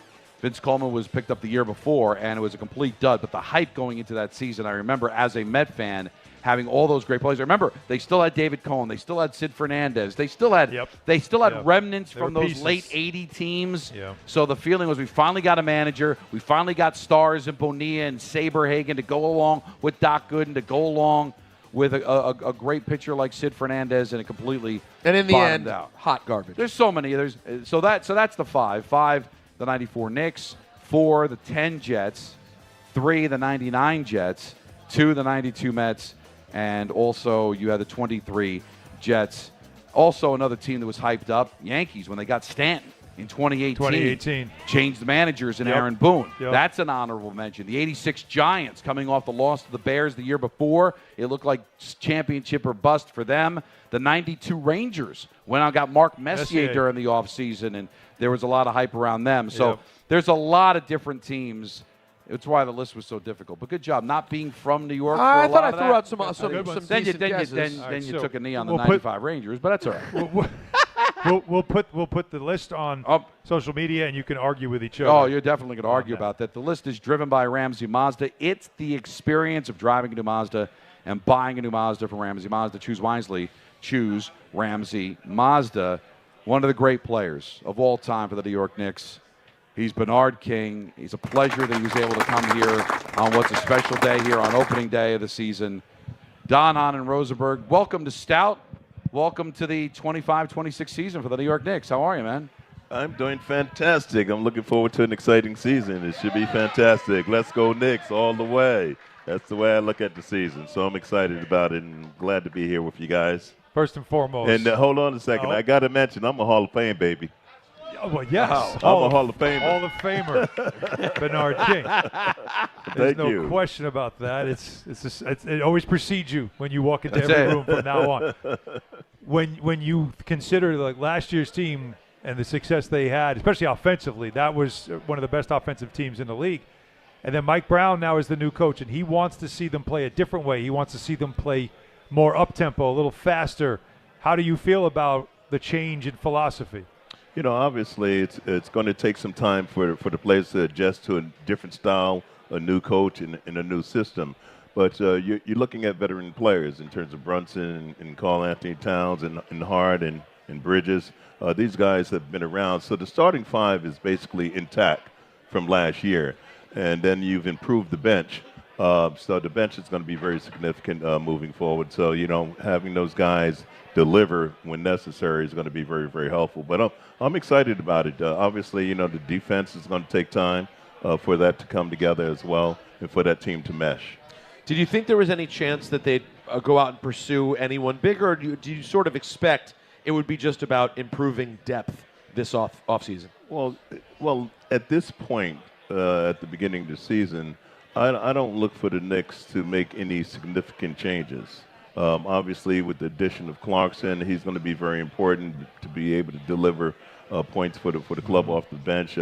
Hopefully, he's back at that point in this season. This guy was a sixth man of the year at one point during his career. So, hopefully we'll get that type of offensive production from him. But I think it's going to be an exciting season, and certainly the fans of New York deserve that, and they're looking forward to it. When you heard the rumors about Giannis, was that something that interested you? Did you want them to pursue that? Well, it's not a question of, whether they should have pursued it. I think Karl Anthony Towns in the position that he's in at, forward center, along with Brunson, and now they're having the depth coming in off the bench. These guys are positioned to do something really terrific during the playoffs. But the season is 82 games long. And, every team in the league would love to have Giannis. Okay, let's be realistic. Yeah. He's a transcendent player. But I think with the current roster, they have what's necessary really to have a terrific year. It's funny, and Bernard knows this better than anybody because from his experience here in New York, having great success, then he has a devastating injury and does something that nobody ever did, which comes back from that injury when he did. And you talk about anticipation. I remember it as a kid. Wait, the Knicks just drafted Patrick Ewing, and we got the best scorer in the NBA, and he's coming back, and all I'm thinking of is these two guys are going to be killers together. Like, this is going to be something. But, of course, the best laid plans, there's this change in philosophy. There's this thought that, well, I don't think Bernard's going to be able to play this way, and then we never get to see it. Sometimes you just don't want to mess with something that could be a good thing.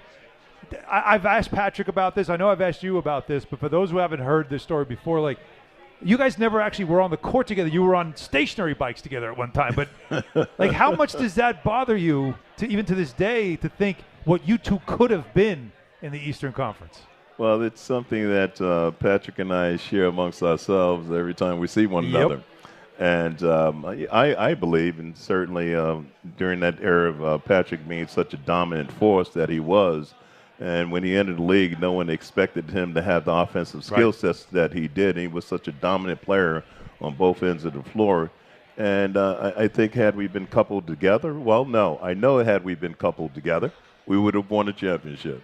That's how I look at it, and Patrick feels the same way as well. Well, Bernard, I grew up, I'm from the Washington, D.C. area, and I'm 46. Okay. So you probably know where I'm going.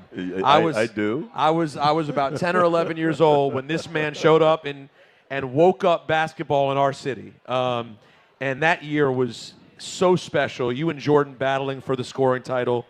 Can you just give me a little bit, any stories from that season? Because, I mean, it was special. You were going off every single night. Now, and we had some other good players on that Bullets team. You had Jeff Malone and John Williams. There were some good players there. Absolutely. Purvis Ellison. But you were a different sort of animal at that time. What can you tell me about that great run you had in Washington? Well, I had a lot to prove to myself when I joined the Washington Bullets.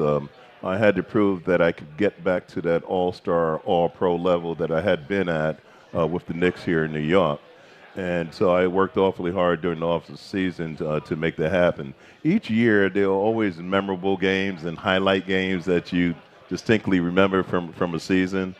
And I think that I set the tone, and we set the tone as a team the second game of the season when we faced the Chicago Bulls.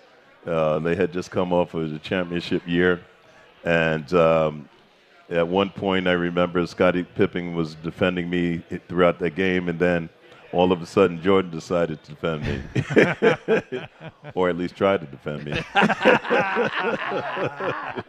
And as great as Jordan is, we all have certain, obviously, respect for him, and the greatest player I ever played against. But he decided to take the assignment, and I remember he gave me a shot to my ribs as I was coming across the lane to try to slow me down. And I said to him, and I typically don't speak on the court. I said, Jordan, that's not your game. Please don't do that again. And I went out and got 23 points in the fourth quarter with Jordan defending me. And I'm telling you, it was a special time. Finished the game with 44. And wound up the year being the third leading scorer in the NBA. The other story I'll tell you about that year, I made the All-Star team. I remember. After building for 5 years to make the team. And I made the team. And where are we playing at the very next day after I make the team and that's announced? We're playing here at the Garden. Now, I love you Knicks fans, right? No. Love you Knicks fans. I remember this night. Now, I called my mother before the game, guys, and I said, Mom, don't be late. I'm getting 40 tonight. Yep. And we went out, Washington Bullets. We beat the Knicks here in New York City. I got 49 points, and we won the game. And I was on the foul line for points 48 and 49, and the Knicks fans stood up and gave me a standing ovation. Oh, man. I scored 23 points in the fourth quarter. So that's a highlight of that season. I always go back. One of the great mistakes because they chased replacing you for Patrick for the next decade and never really, could do that. And that's something that I always think about when I think about that era.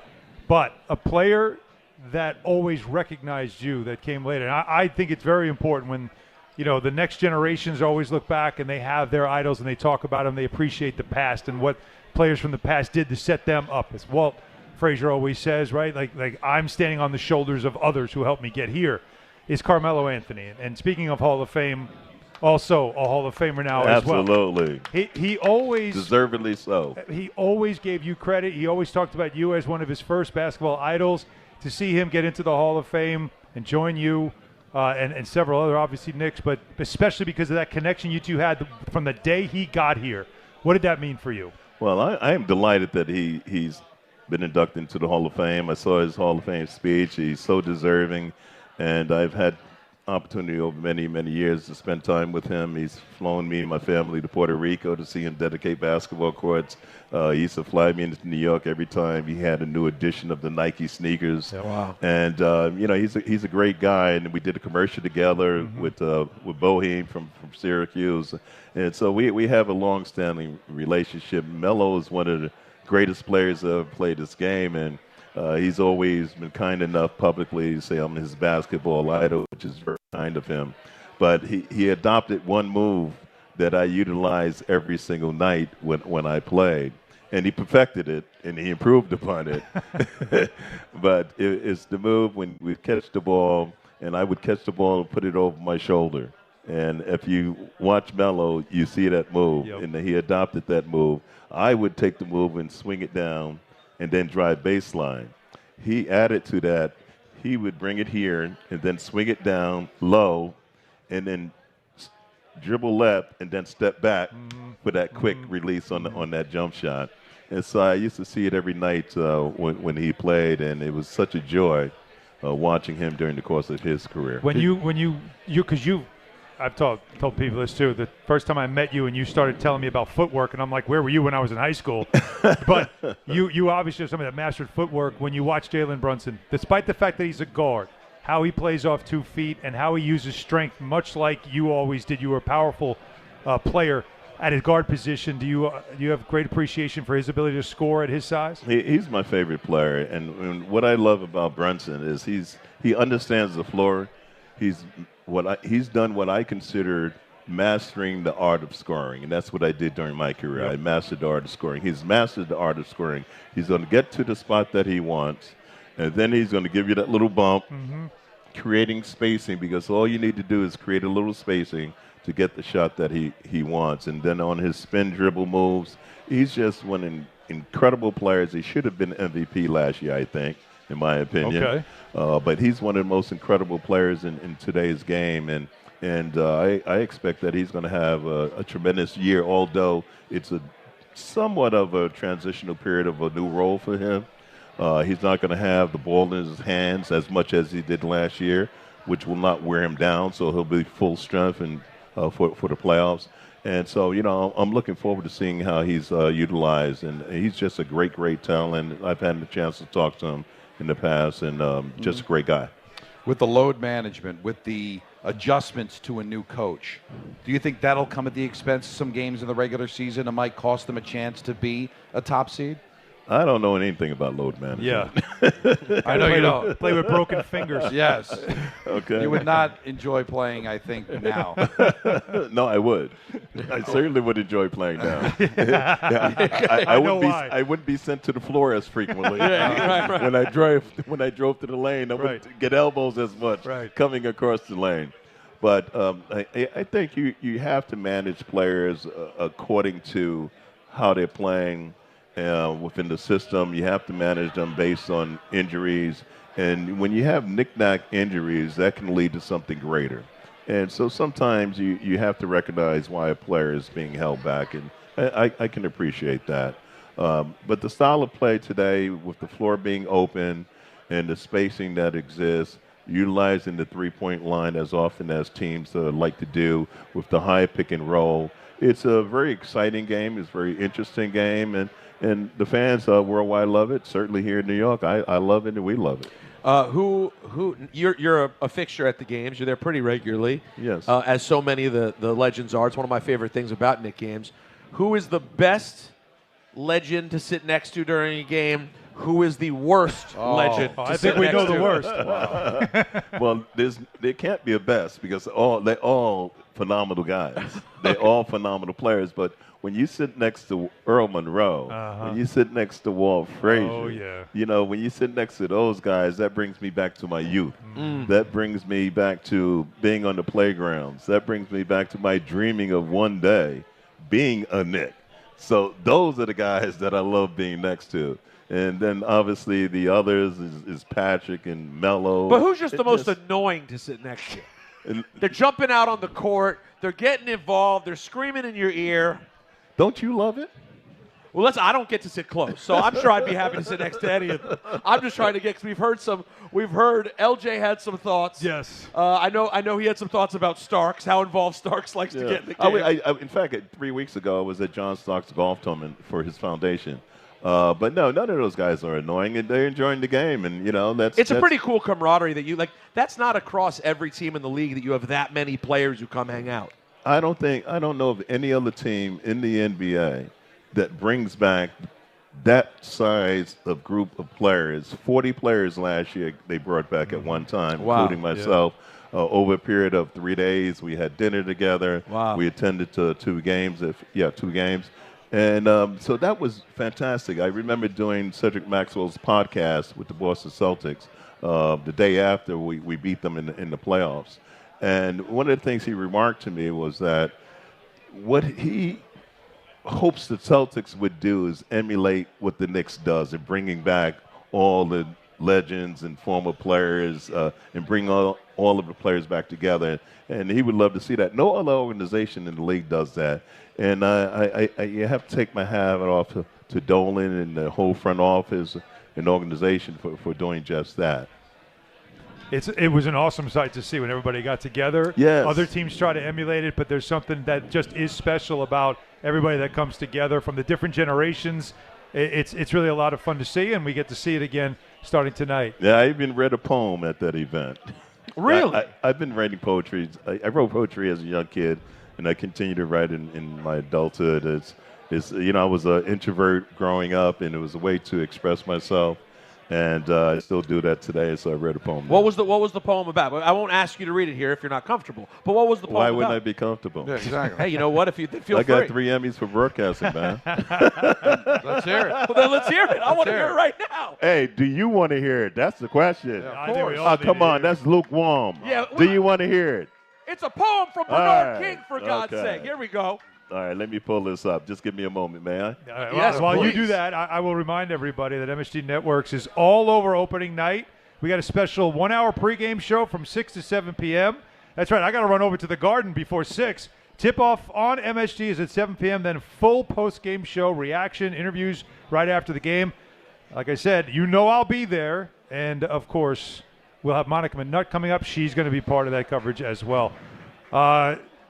We will carry all the action as well right here on ESPN New York. There you go. Did I buy you enough time, sir? It's on the way. It's on the way. Listen, I'm seeing him go through his notes. Patience is a virtue. You just take your time. Yeah. Okay. Patience We wouldn't do this for anybody, but for you. No, this is Bernard King. This is only Hall of Fame treatment. Yeah, exactly. This does not happen for everyone. Well, and how many Hall of Famers have the option of pulling out a poem that they've recently written to perform? The crowd is captivated. We need to hear this, and it's but it's great. But I'm trying to think how many alumni will be at the game tonight. But it sounds like quite a few, and it's become a thing that other teams do try to copy around the league. And I do have to give it's not the same. So the point Bernard made too, I have to give credit to Dolan because we give Dolan a lot of heat when he deserves it. Well, I certainly do. You got to give him credit. The alumni presence at Knicks games is a very cool thing. Isn't it wonderful? All right, you ready? Let's go. All right. I call this B-ball. Life has been like the sounds of jazz. My game is like hip-hop, soothing and jarring, like abstract art in its rarest form. You have to study it for a while. Sounds only I can hear. You come back, for you're unsure of what you saw. Moving to the rhythm of my own beat. You see it when I run, jump, and dare to almost fly. The voice makes it. Bernard King, ladies and gentlemen. The voice also makes it. Wow. Thank you so much. Thanks for being Thank here. you. As always. Thank you. Hall of Famer Alan. Bernard King, everybody. Thank you, Let him guys. feel Appreciate it. you, man. Thank you. Thanks for Appreciate being you. on. Hey, good luck this year. I look forward to watching. I'll be there to support. Go Knicks. Monica McNutt, John Starks, Pat O'Keefe, all on the way. Don Hahn and Rosenberg live from Stout across from Madison Square Garden for Knicks Cavs right here on ESPN New York. That was awesome. Hey, thank you. I didn't know what you had.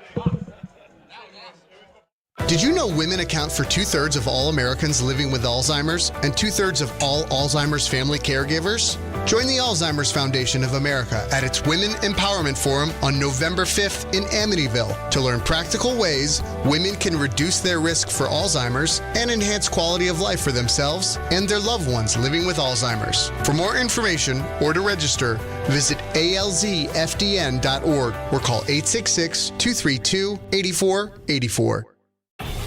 There are a lot of reasons why people buy at Ramsey Mazda. It's their selection, it's their customer service, and it's their savings. Lease a new 2025 Mazda CX-5 2.5 S Select for $229 for 36 months. Start shopping now at RamseyMazda.com. Choose wisely. Choose Ramsey Mazda. Call 833-853-2970 for details. VIN S0595731. MSRP $31,915. Zero security deposit. Ends 10/31/25. Looking for the best internet deal? It's just a fast phone call away. Only Optimum Fiber Internet delivers the fastest and most reliable fiber internet starting at just $40 a month. That's right, lightning fast fiber internet at a price that won't slow you down. Call 888-4OPTIMUM today to lock in your offer in just a few minutes and see how you can also get the Disney Plus Hulu bundle and an unlimited mobile line on us. Don't take slow for an answer. Call 888-4OPTIMUM or visit Optimum.com today. Terms apply. Now let's take a look at the traffic with Brandy Scott. Thanks so much, guys. No relief on the LIE eastbound in Queens. Still have a crash in the right lane right after the cross island involving a tractor-trailer. Been out there for over an hour. Traffic is jammed from right out of the Midtown Tunnel. Packed on the Staten Island Expressway westbound, heading over to the West Shore from the Verrazano. After that, looking good at the Goethals Bridge getting into Jersey. But if you're making your way onto the southbound Turnpike, stick with the car lanes if you can. Still have this serious collision in the truck lanes by Interchange 9 for Route 18 in East Brunswick. Only one lane is getting by. You're crawling there from the Parkway. Inbound Georgia, about 15 to 20 for both the upper and lower decks. Best of it's the outbound side, southbound Deegan and Henry Hudson. Outbound Lincoln will run you about 20 to 30. Outbound Holland close to 45. This report is sponsored by the New York City Department of Transportation. Speeding ruins lives. Drivers, watch out for pedestrians and cyclists and slow your turns to less than 5 miles an hour. I'm Brandy Scott on 880 ESPN New York. Score or win this game day with Amazon Pickup, the MVP of package pickup. Need that new football jersey for the big matchup? With Amazon Pickup, you can collect your order from secure Amazon lockers or counters near you on your schedule. Whether you're running from work or home or straight to the tailgate, Amazon Pickup makes it easy and worry-free at no extra cost. Don't miss kickoff. Grab your gear and your packages when it works for you. Find your nearest Amazon Pickup location at amazon.com/pickupmvp. That's amazon.com/pickupmvp.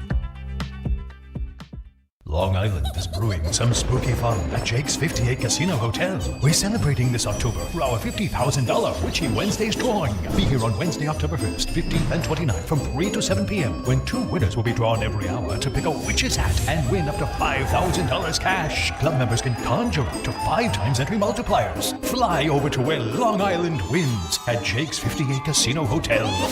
If gambling is a problem for you or someone you care about, please call the 24-hour toll-free helpline at 1-877-8-HOPE-NY or text HOPE-NY. Actual price will depend on product and subscription plan. Featured products are compounded drug products, which the FDA does not approve or verify for safety, effectiveness, or quality. Prescription products require an online consultation with a healthcare provider who will determine if appropriate. See website for details, restrictions, and important safety information. Want a boost in and out of the bedroom? Hims has you covered. Introducing a new 2-in-1 approach to level up your game. Tadalafil for better bedroom performance and zinc for testosterone support. Put it all together and you've got what you need to turn things all the way up. Getting started is simple. Just go to hims.com/joy to start your free online visit. Through Hims, you can access ED treatments including pills, chews, and more. 100% online. No office visits, no pharmacy lines. Just fill out a simple intake form and a licensed medical provider will determine if treatment's right for you. If prescribed, it ships free and discreetly to your door. Find affordable treatment options at up to 95% less than brand names at hims.com/joy. That's hims.com/joy, hims.com/joy. Coach Saban here. On the field or on your walls, coverage matters. That's why I go with Behr Marquee Interior Paint and Primer from the Home Depot. Exceptional hide, advanced stain blocking, and over 1,000 colors to choose from. Behr Marquee delivers one-coat coverage that stands up to real life. One-coat coverage, no overtime. Behr Marquee, only at the Home Depot. How doers get more done. Valid only when tinted to colors from the Behr Marquee Interior One-Coat Hide Collection.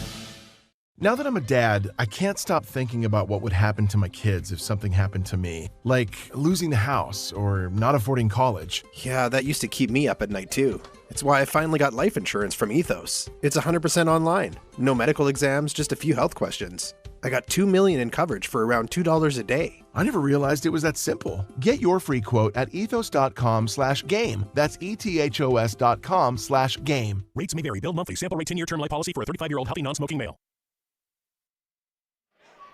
Hey everybody, Alan Hahn here to tell you about my friends at Bath Fitter. As you know, we updated a bath at our house. We converted a old tub into a gorgeous shower. It made a big difference. My sister liked it so much, she had a bath update as well. And it is a great company that I need to tell you about because Bath Fitter, they have a consultant that take you through a process. They have a free in-home consultation.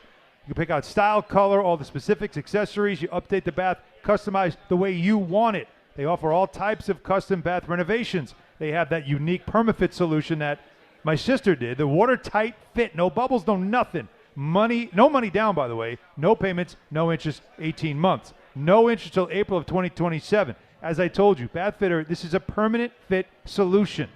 It's done in one day, durable, easy to clean, no demolition, lower cost than a replacement, and the most important part here, everybody, lifetime guarantee. That's how much they believe in it, and you will too. You can trust the Bath Fitter team like we did, so start designing your bath today at bathfitter.com. There's only one Bath Fitter. We're here at Stout, hanging out till 6:30 when our coverage begins for Knicks and the Cavs, and our radio coverage is the best in the league. Tyler Murray's amazing, and you also get a chance to hear and then sometimes even see on MSG and ESPN the great Monica McNutt. She joins us here live from Stout. Hi, guys. How are you, dear? I'm good. Excited. Start of a new season. Let's do it. You feeling good? You feeling? I haven't been feeling the Knicks audio I've been getting the last few days. It's been a little of a wet blanket. Yeah. I think we gotta bear in mind that we're not gonna hoist the Larry O'Brien tonight. That's right. Right? Why not? It's a little bit of a, you gotta play. Waited long enough. Gotta play 81 more. You know what I mean? It's a little bit of a marathon. I get it. But I think, too, like, as much as you appreciate, or I do, the equity and the chemistry that the core of this group has, a new coach is a big deal. And so you got to give it some time for everybody really to get on the same page and gel. Well, I think let's start with Mitchell Robinson because that's what everybody's talking about. We know enough from last year. He missed a majority of the season. In fact, we thought he was coming back December. Nope. Maybe January. Nope. Like, it kept being pushed on. So this is a history with him. Going into this season, are you shocked that they're handling him the way they're handling him, which is No, there's no injury, but we're managing the issues that he's had in the past with the foot, and they're being overly cautious with him. Like, knowing him, I'm not shocked. But the fact that it's overnight is, opening night, is the part that has me like, tonight though? Yeah, I understand that. I think, listen, you had something that worked. You decided you were moving on. You went to the antithesis, right? And so I think, again, we as fans, as folks that cover the team, are learning Mike Brown. I don't love it on opening night. I think that's why we've already seen some shuffling in the injury report since noon earlier today. But if you tell me that this is what has allowed me to have success or has protected my players in the past, and that's truly what he believes, like, I'd rather someone that's convicted as opposed to wavering. So if I gave you 50, Mitchell plays 50 games, and he's healthy for the playoffs, but only 50 games. Sign me up. What if I told you 40 games? No, I'm getting like, okay, what's going You're a on? little worried. Like half a season, Yeah. but he's healthy for the playoffs. I think what we have seen in the postseason is that when Mitchell Robinson is at his best, he makes that much of a difference. Yep. I don't love it, right? And you'd have to obviously keep everybody at bay in terms of him still being on the roster by the time you get to the postseason in that scenario. But if you told me that now, I'd be like, all right, cool. Like, the ends justify the means. And I'm fine with all that. It's just why opening night? And the only thing I can think of is Mike Brown's trying to tell the world, hey, relax. We're not going to win 65 games, all right? We're not going to break the record for most wins in a season, but we're going to be there at the end. Yeah. And that has to be the most, because what would be the big deal? Rest them against Boston, rest them over the weekend.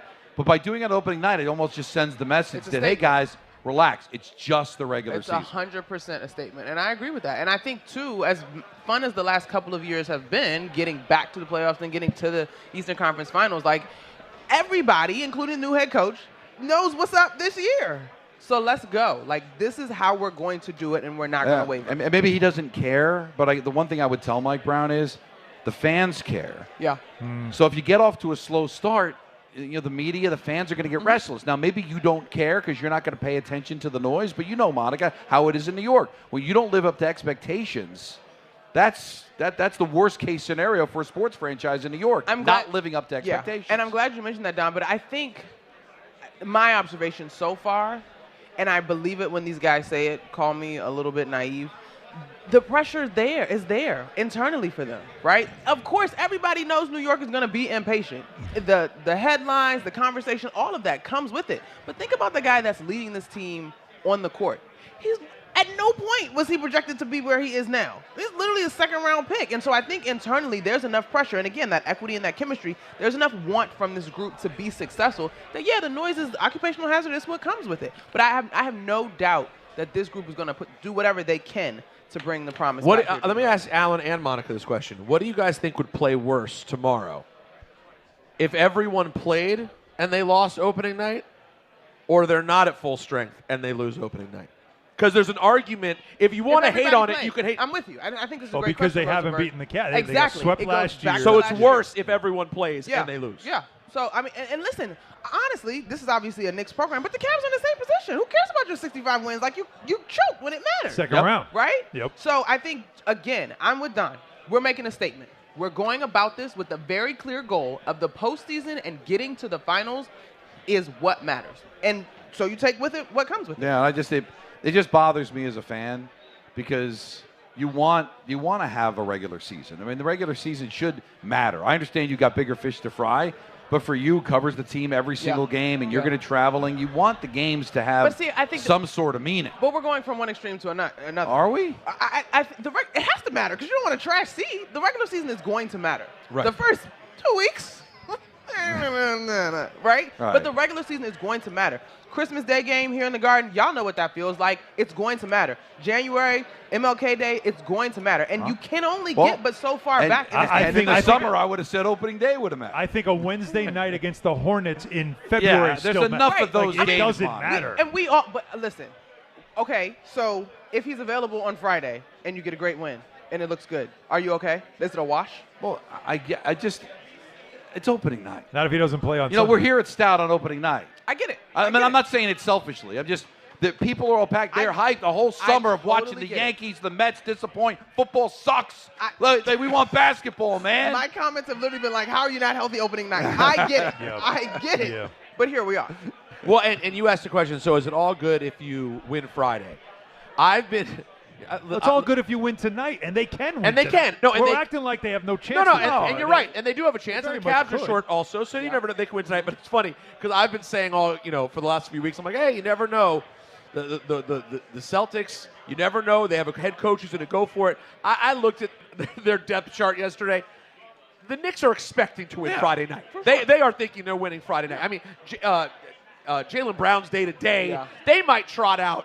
It may look like something we never seen before. Jaylen Brown's playing Friday night. Oh, no, he's definitely playing Friday. On one leg, he's playing. You saw his comments about losing to the Knicks and listening to the fans and all that stuff. But, Monica, I wanted to go back to something that you were just mentioning about the leader of the team, and it's Jalen Brunson. So Mike Brown wants to change the way he's playing. Mm-hmm. And there's a lot of things. That's why there's a lot going on with this team. And it feels like last year, Anthony Towns trade blows up the training camp. They have really not had a consistent year-to-year thing in the last 3 years, but yet they've found a way by the end of the season to be a winning team that's making a playoff run. So now this change with Jalen Brunson, is this going to help him like Mike Brown thinks? Or do you think this might be one where at some point in the season you got to scrap and say, let the guy do what he does? See, both. Initially, I do think it's going to be helpful. Because, again, we talk about, I use that word equity, right? Everything, while Jalen was fantastic, everything he's earned, he deserves. At no point was it easy, right? Like, no, it was a grind. If Jalen can get 8 easy, right? Just to mix it up, give the defenses a different look, give him a different look. I think that's a good thing. Y'all, as soon as we get to maybe not April, assuming seeding is straight, but it's by the time you get to playoffs, we're going back to the basketball we saw last year. Like, who are we kidding? That's what I'm thinking. Like, what are you talking about? You don't have that guy. I think we're doing it. I think every night, if it's a close game, 5 minutes to go. Let's go. Mr. Clutch for a reason, right? Yeah, it's the Thibodeau playbook. This is like, it's not A to Z, right? Like, it's going to be A, we can get to L, we can go back to D. Like, that's the nature of sport. Like, what does this matchup provide? Who's the hot hand? I do think, though, from what we've heard from Mike Brown, the opportunity to empower everybody to have an impact is there in a way that we had not seen previously. And that to me is the difference. Yeah. Who benefits the most from Mike Brown being here? I think potentially it's going to be your wingstop guys, personally. Yep. Flying up and down the court. And I know we're the same on this because we've on some other spaces together. I want to see what Ariel Hawkporty got. Like, I want to see it. The big man thing with this team is going to be interesting to watch. And let's just have some fun with it. Yabusele's showing up almost 20 pounds over the weight he was last year. 280? 283. He's solid. I've known hoopers like that. Solid. Solid. It's really now become a thing. Where, like, come on. How does this play out? Come on. How does this play out is all I'm saying. Because you sign with a team where the coach wants to play up tempo and you're 18 pounds heavier than you were the year before. That normally doesn't work. I am so curious about what everybody's excited about his addition to this team, and you should on paper you should, but he's one guy that I'm going like, how's that going to fit? The math is questionable, but I also Hahn like, and this is what I've been saying too. Pace is not. Oh, we're going to mimic the Indiana Pacers and run up and down the floor. Like, that's not the only thing we're talking about with pace, right? We're talking about a rhythm in the half court. We're talking about an understanding of concepts and systems. We're talking about being able to read and react and not come down, pound the rock, set two, pick and roll screens, and look up, we're at 10 seconds, like, here we go. Like, I think there's a little bit of nuance to pace, right? Now, do I still expect to see some maybe shorter sub-rotations while guys get in shape? Sure. But, like, there's a nuance of pace here that I don't think means this team is going to score 120 every night. Well, I want to tell all of you something in case you didn't know. Tell us. It's NBA tip-off week. Okay? It is. Yeah. And FanDuel is your home for live betting. So even if you missed the start of the game or you want to ride the hot hand, FanDuel has live bets on everything from who will score the next bucket to fourth quarter comebacks. Plus, you can even combine your live bets into a same-game parlay for a shot of bigger payout. However you want to play, it is the perfect time to join because FanDuel is giving new customers $300 in bonus bets if your first $5 bet wins. So just visit FanDuel.com/Peter to sign up today. Play your game with FanDuel, official sports betting partner of the NBA, 21 and over, and physically present in New York. First online, real money wager only. $5 first deposit required. Bonus issues, non-withdrawable bonus bets that expire 7 days after receipt. Restrictions apply. See terms at sportsbook.fanduel.com. For help with a gambling problem, call 877-8-HOPE-NY. Text HOPE-NY 467-369. Monica, you know our last guest, Bernard King, did poetry. Yeah, he did. He did is, poetry. yes. He ended so I don't know if at some point here you want to. The variety show? Is that everybody has you got to come anything, up you know what I'm act? saying? Do you have an act? Right. Is this year 3, by the way? and the radio, yes. This is year 3? Very excited. I was thinking Already? about today, it's year You are 6 with the crew, though. Look at you, a vet. All right. It's year 6 with the crew? Yes. Yeah, because I was like doing studio and other things. And So let's say already? my passion for basketball is wanting to follow where Monica McNutt is on a given night. Uh-huh. So what's You your mean breakdown? you mean like you're like a stalker? I was going to say a pervert if, who's sitting around going, I want to watch the game. Is Monica? Yeah, is Monica at least we're on? honest. Monica's not I on. know Kind what of I'm like when dealing I. with. The good news is that doesn't exist. Kind of like when Right. Batgirl was on, Batman. Right. I'm only watching the sticking with episodes this. with Batgirl. What's the breakdown? Radio, TV, all that for you? I have a handful of TV games scheduled for us, but mostly I'll be rocking with us on radio, which I love. I mean, always part of the pre- and post-game shows on television. Have we worked with Tyler on his look this year? Are we going to see a different looking Tyler Murray? We're not, but No? Tyler got some great. He got a great pair of dunks, very classic. I was very proud of him. Didn't do too much. Wow. All right. He is on television tonight. Yep. Pat O'Keefe is with us. We've got a great radio crew. Love Pat So I'm O'Keefe. excited. Have fun. Thanks, guys. All right. It's always good to see y'all. you. Yeah, congratulations Always good to on see year Monica. 6. That's Yeah, pretty cool. that's Thank you, awesome. yeah. We It just was- need to be in it was studio cool. more so we could fight. We never get to fight. I know anymore. we don't. We don't. I miss Yeah, that. you look like you're really disappointed. No. about that. No, it's just- MSG Networks, by the way, everybody, is all over opening night. Special 1-hour pregame show from 6 to 7. Tip-off on MSG at 7 p.m., of course. Full postgame show with reaction, interviews right after the game. You know I'll be there. Of course, Monica McNutt will be there as well. She'll be on the pre- and post-game shows. We'll call the action right here on ESPN New York. We're off to a Radio. flying start. Mm-hmm. Right? Are we? We've already had Bernard King, Yes, we Monica did. McNutt, Tim Legler. Tim Legler. Yeah. Still to come, John Starks, Pat O'Keefe. It's Don Hahn and Rosenberg till 6:30. Then it's Knicks Cavs on ESPN New York, live from Stout. Shop new fall offers at Bay Ridge Mazda. Lease a 2025 Mazda CX-30S for as low as $199 per month or finance for 2.9% APR for 36 months. Or the 2025 Mazda CX-5S for as low as $229 per month or finance for 2.9% APR for 36 months. Plus, enjoy 1 year of complimentary Bay Ridge Plus benefits like ding and dent coverage, key replacement, windshield protection, and roadside assistance. Visit them in Brooklyn or online at BayRidgeMazda.com. Bay Ridge Mazda, where confidence comes standard. See dealer for details. You know so much about who you are. But do you know what makes your body your body? With over 100 lab tests and insights, Function can help you know the truth. Because you know you're made of grit, wit, and a good heart. But just how healthy is that heart? You know you're made up of all the places you've called home. You know you're made of your mom's sarcasm. And now you can find out if you have her thyroid too. You know you're made of college all-nighters and 30s early-nighters. But those still don't explain your sleep issues. You know that you're made up of good meals with even better conversation. But are you actually absorbing those nutrients? A Function membership gives you a comprehensive health check with results tracked over time. Find out what you're made of at functionhealth.com. There he goes to the 20, 10, 5. That's a Jet touchdown. That's a Jet touchdown. Jets fans, be there at MetLife Stadium to see the New York Jets take on the Cleveland Browns on Sunday, November 9th at 1 p.m., presented by Verizon. Don't miss your chance to experience the excitement of game day at MetLife Stadium and cheer on your Jets. Lock in your seats at nyjets.com/tickets and get ready to clear the runway. Dave Rothenberg here to tell you about my friends at Bathfitter. Now, they converted my kids' bathtub to a shower and did an incredible, really an unbelievable job. They offer all types of custom bath renovations, including their unique PermaFit solution for a watertight fit done in just 1 day. Durable and easy to clean with no demo or mess and lower cost than a standard replacement. And a lifetime guarantee. Right now, no money down, no payments, no interest until 2027. So start designing your bath today like we did at bathfitter.com. There's only one Bathfitter. This college football season, show your school spirit every time you pay. Introducing college-branded Venmo debit cards. Rep your team on and off the field with custom school designs that let everyone know who you root for. Whether you're tailgating, grabbing snacks for the watch party, or celebrating a win, you can unlock 15% cash back at ESPN, 1 free year of Perplexity Pro, and more. This college football season, score more with the Venmo debit card. Get yours now in the Venmo app. Learn more at venmo.com/collegecard. Max cashback varies. Terms apply. The Venmo MasterCard is issued by the Bancorp Bank N.A. Who knew caffeine could taste this good? With 5-Hour Energy shots, caffeine just got a serious flavor upgrade. We're talking big flavor, from watermelon to strawberry banana to sour apple. Packed into a tiny 2-ounce bottle, you'll get as much caffeine as 12-ounce premium coffee with 0 sugar and also 0 crash. And with 17 bold flavors to choose from, there's a shot for every mood. Find your favorite flavor in-store today or grab a variety pack online at 5hourenergy.com or on Amazon and give your caffeine a flavor upgrade.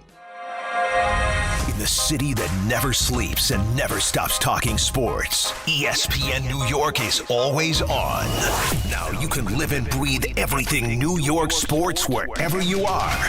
On your radio dial, on the ESPN New York app, and streaming live on YouTube. However you watch or listen, ESPN New York is always on for you. Hear us, stream us, watch us. This is ESPN New York.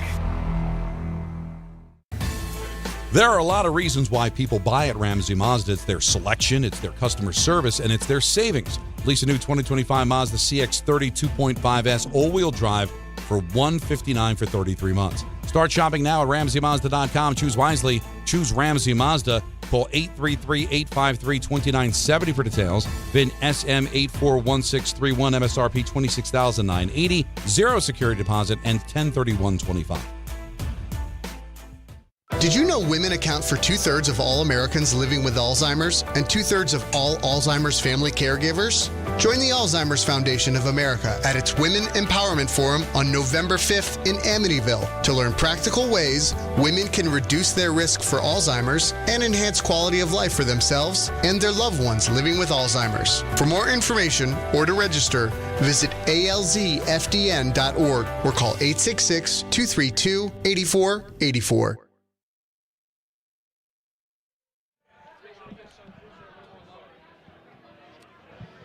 Game Time is brought to you by Tullamore Dew Irish Whiskey, because when it's game time, fellas. I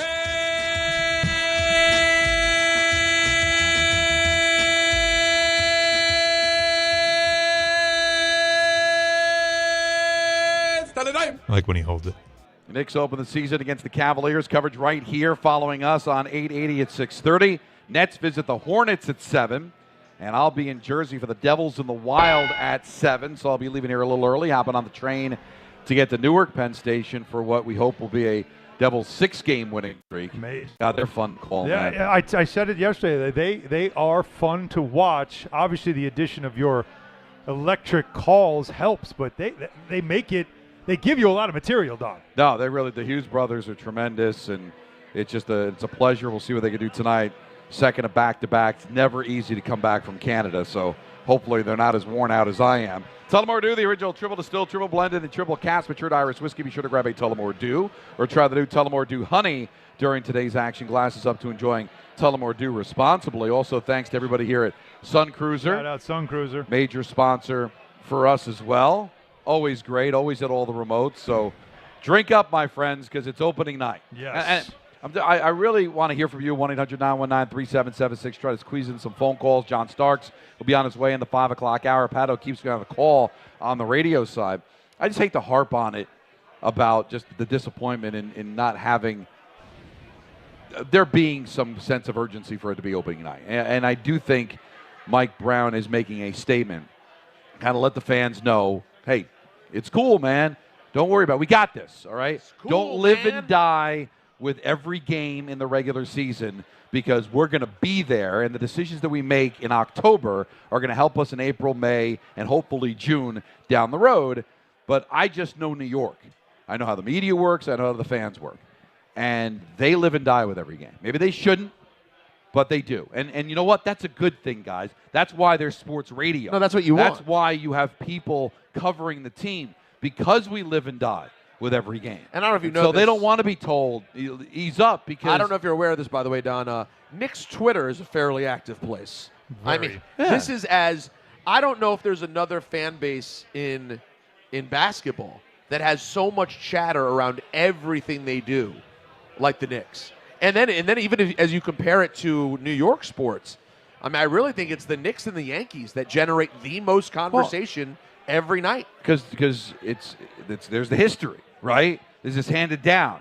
Your grandfather was a Knicks fan. Your father was a Knicks fan. You're a Knicks fan. You're handing it down to your kids. And let's be honest, guys, and this is why I hold the regular season still dearly, is because when you really think about it, that's how we all became fans. Because not all of us rooted for teams that were consistently in the playoffs. When I fell in love with my teams growing up, the Mets, the Giants, they didn't go to the playoffs all the time. I fell in love watching regular season games. They were never meaningless to me.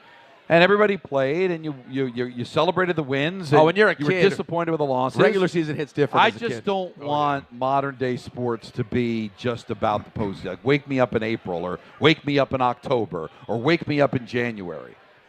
And that's not because we make a living in the regular season. Alan and I do.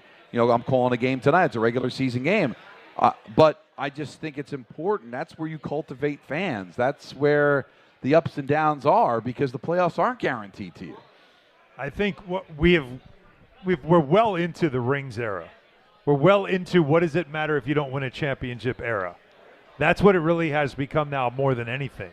The appreciation of regular season success has dwindled in the last 20 years. Yeah. I do think the LeBron era and everybody trying to use that against him when it comes to comparing him to Michael Jordan has trickled into other sports. I think the Yankees, though, that's always kind of been a thing, and it came back when the Yankees had their late 90s dynasty, when they went from 96 to 2003 and they were making a World Series almost every year. That run, it as fun as it was, it almost was a detriment to the future generations of Yankee players who now have to live up to that standard, much like, I guess, the ones from the late 60s and 70s had to live up to what, Yogi Berra and Mickey Mantle and Joe DiMaggio and Babe Ruth were doing, and they have to live up to that standard. Right, I think that's more of – but that just has created a feeling of it doesn't matter if you have a 100-win season. If you don't win the World Series, 6 months of your work mean nothing if you don't do it for 1 month. And we lived in a world, especially baseball, where, hey, only 4 teams made the playoffs. Yep. If you're old enough, only 2 teams made the playoffs. Yeah. So the regular season, It's not even a makes up. playoff. Let's be honest. Is it a playoff? You're just champion. It's crazy. But the point is that because you keep adding rounds and keep adding playoff teams, and now we see in the NBA, you don't necessarily have to be a top 3 seed to make a run. That devalues the regular season. Yep. Back in the day, if you were a 7, 8, 6, you weren't winning any NBA championship. No. You weren't going to be able to do it exclusively on the road. That was more of a hockey thing where teams made runs. But there's still that level of importance. I want home ice advantage. I want to finish as high as I can. Football, you wanted that home field advantage. Now you got 3 wild card teams. We see wild card teams win Super Bowls. We've seen low seeds go and win championships. So what they've seen is, hey, I don't have to be a 1 seed. Maybe I'll be a 4 seed. But if I'm healthy, I'd rather be a healthy 4 seed than a banged up 1. And we saw that with the Cavaliers last year, right? They put a lot of investment in that 65-win season, and it hurt them. So, and it didn't hurt the Knicks that they were a lower seed. So that's really what it's about, guys, as we grew up, is that if you slipped, if you had a bad month, if you had a bad week, it might cost you a playoff spot. Now it might cost you a seed, but even that doesn't matter anymore. So by adding all of these playoff teams, I'm sorry, you have devalued the regular season. It's not worthless, but it's certainly devalued from funny? what it was. It's funny because, ironically, the idea of adding playoff seeds and adding play-ins supposed to make it more compelling. It was to take away from how an end of a season, the last quarter of the season would be irrelevant for a majority of the league because, well, we're so far out of it, we're never catching anybody, so let's start tanking. So the idea of expanding playoffs was to keep more teams engaged so the regular season games would matter. But it's funny, it almost works in reverse because it ends up rewarding the worst teams, whereas the better teams have less incentive. That's a great point. So you're really thinking about like, oh, well, now the Wizards can stay interested until, well, in their case, never. Think about but a 20-1 start, and you're like, that's 21 games out of 82. We still have 61. Like this means nothing. Now you got to just. All right, we got this huge start. Can we just stay healthy now? I get that, and for certain teams, I guess that's the case. But that 20-1 start still meant something to the fans in Cleveland, right? They enjoyed that. It was a big deal. Like, I don't want to lose that. But what does it mean when you lose in the second round because your team falters, gets hurt, and can't win a home game in the playoffs? Well, but how about just kind of limping through the regular season and still getting beat in the first round? Then what does that mean? Yeah. And my guess is everybody can't win. That's what I say about the analytics of baseball. If everybody does it, there's still only one of 30 teams that are going to win an NBA title. For the other 29, it failed. It didn't work. And also, I would say in the case of Cleveland specifically, that's not a spoiled fan base on any. Yeah, they haven't done anything outside LeBron. So they have won LeBron championship. My guess is they're going to be revved up for this team. They're not thinking, oh, you blew it in the playoffs, did it even matter? They're hyped that this team can go. Has a chance. And has a chance. Massive 5 o'clock hour. John Starks is going to join us. Pat O'Keefe is going to join us. It's Don Hahn and Rosenberg. Take up till 6:30. Then it's Knicks and Cavs right here on ESPN New York.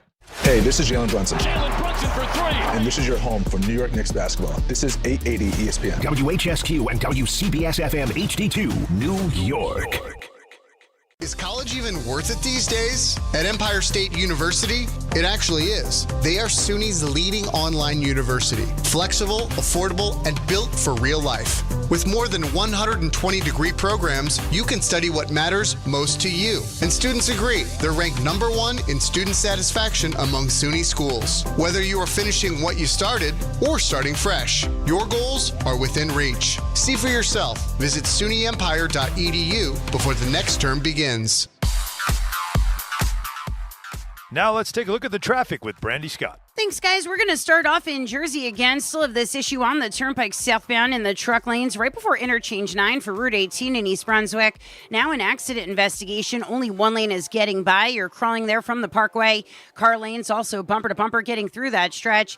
Still have this crash on the LA eastbound right after the Cross Island in Queens. Solid slowdowns there from the Midtown Tunnel.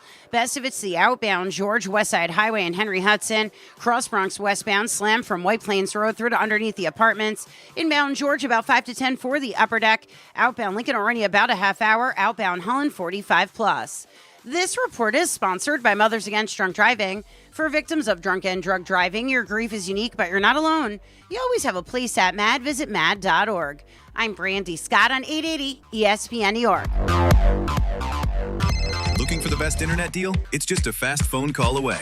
Only Optimum Fiber Internet delivers the fastest and most reliable fiber internet starting at just $40 a month. That's right, lightning fast fiber internet at a price that won't slow you down. Call 888-4OPTIMUM today to lock in your offer in just a few minutes and see how you can also get the Disney Plus Hulu bundle and an unlimited mobile line on us. Don't take slow for an answer. Call 888-4OPTIMUM or visit Optimum.com today.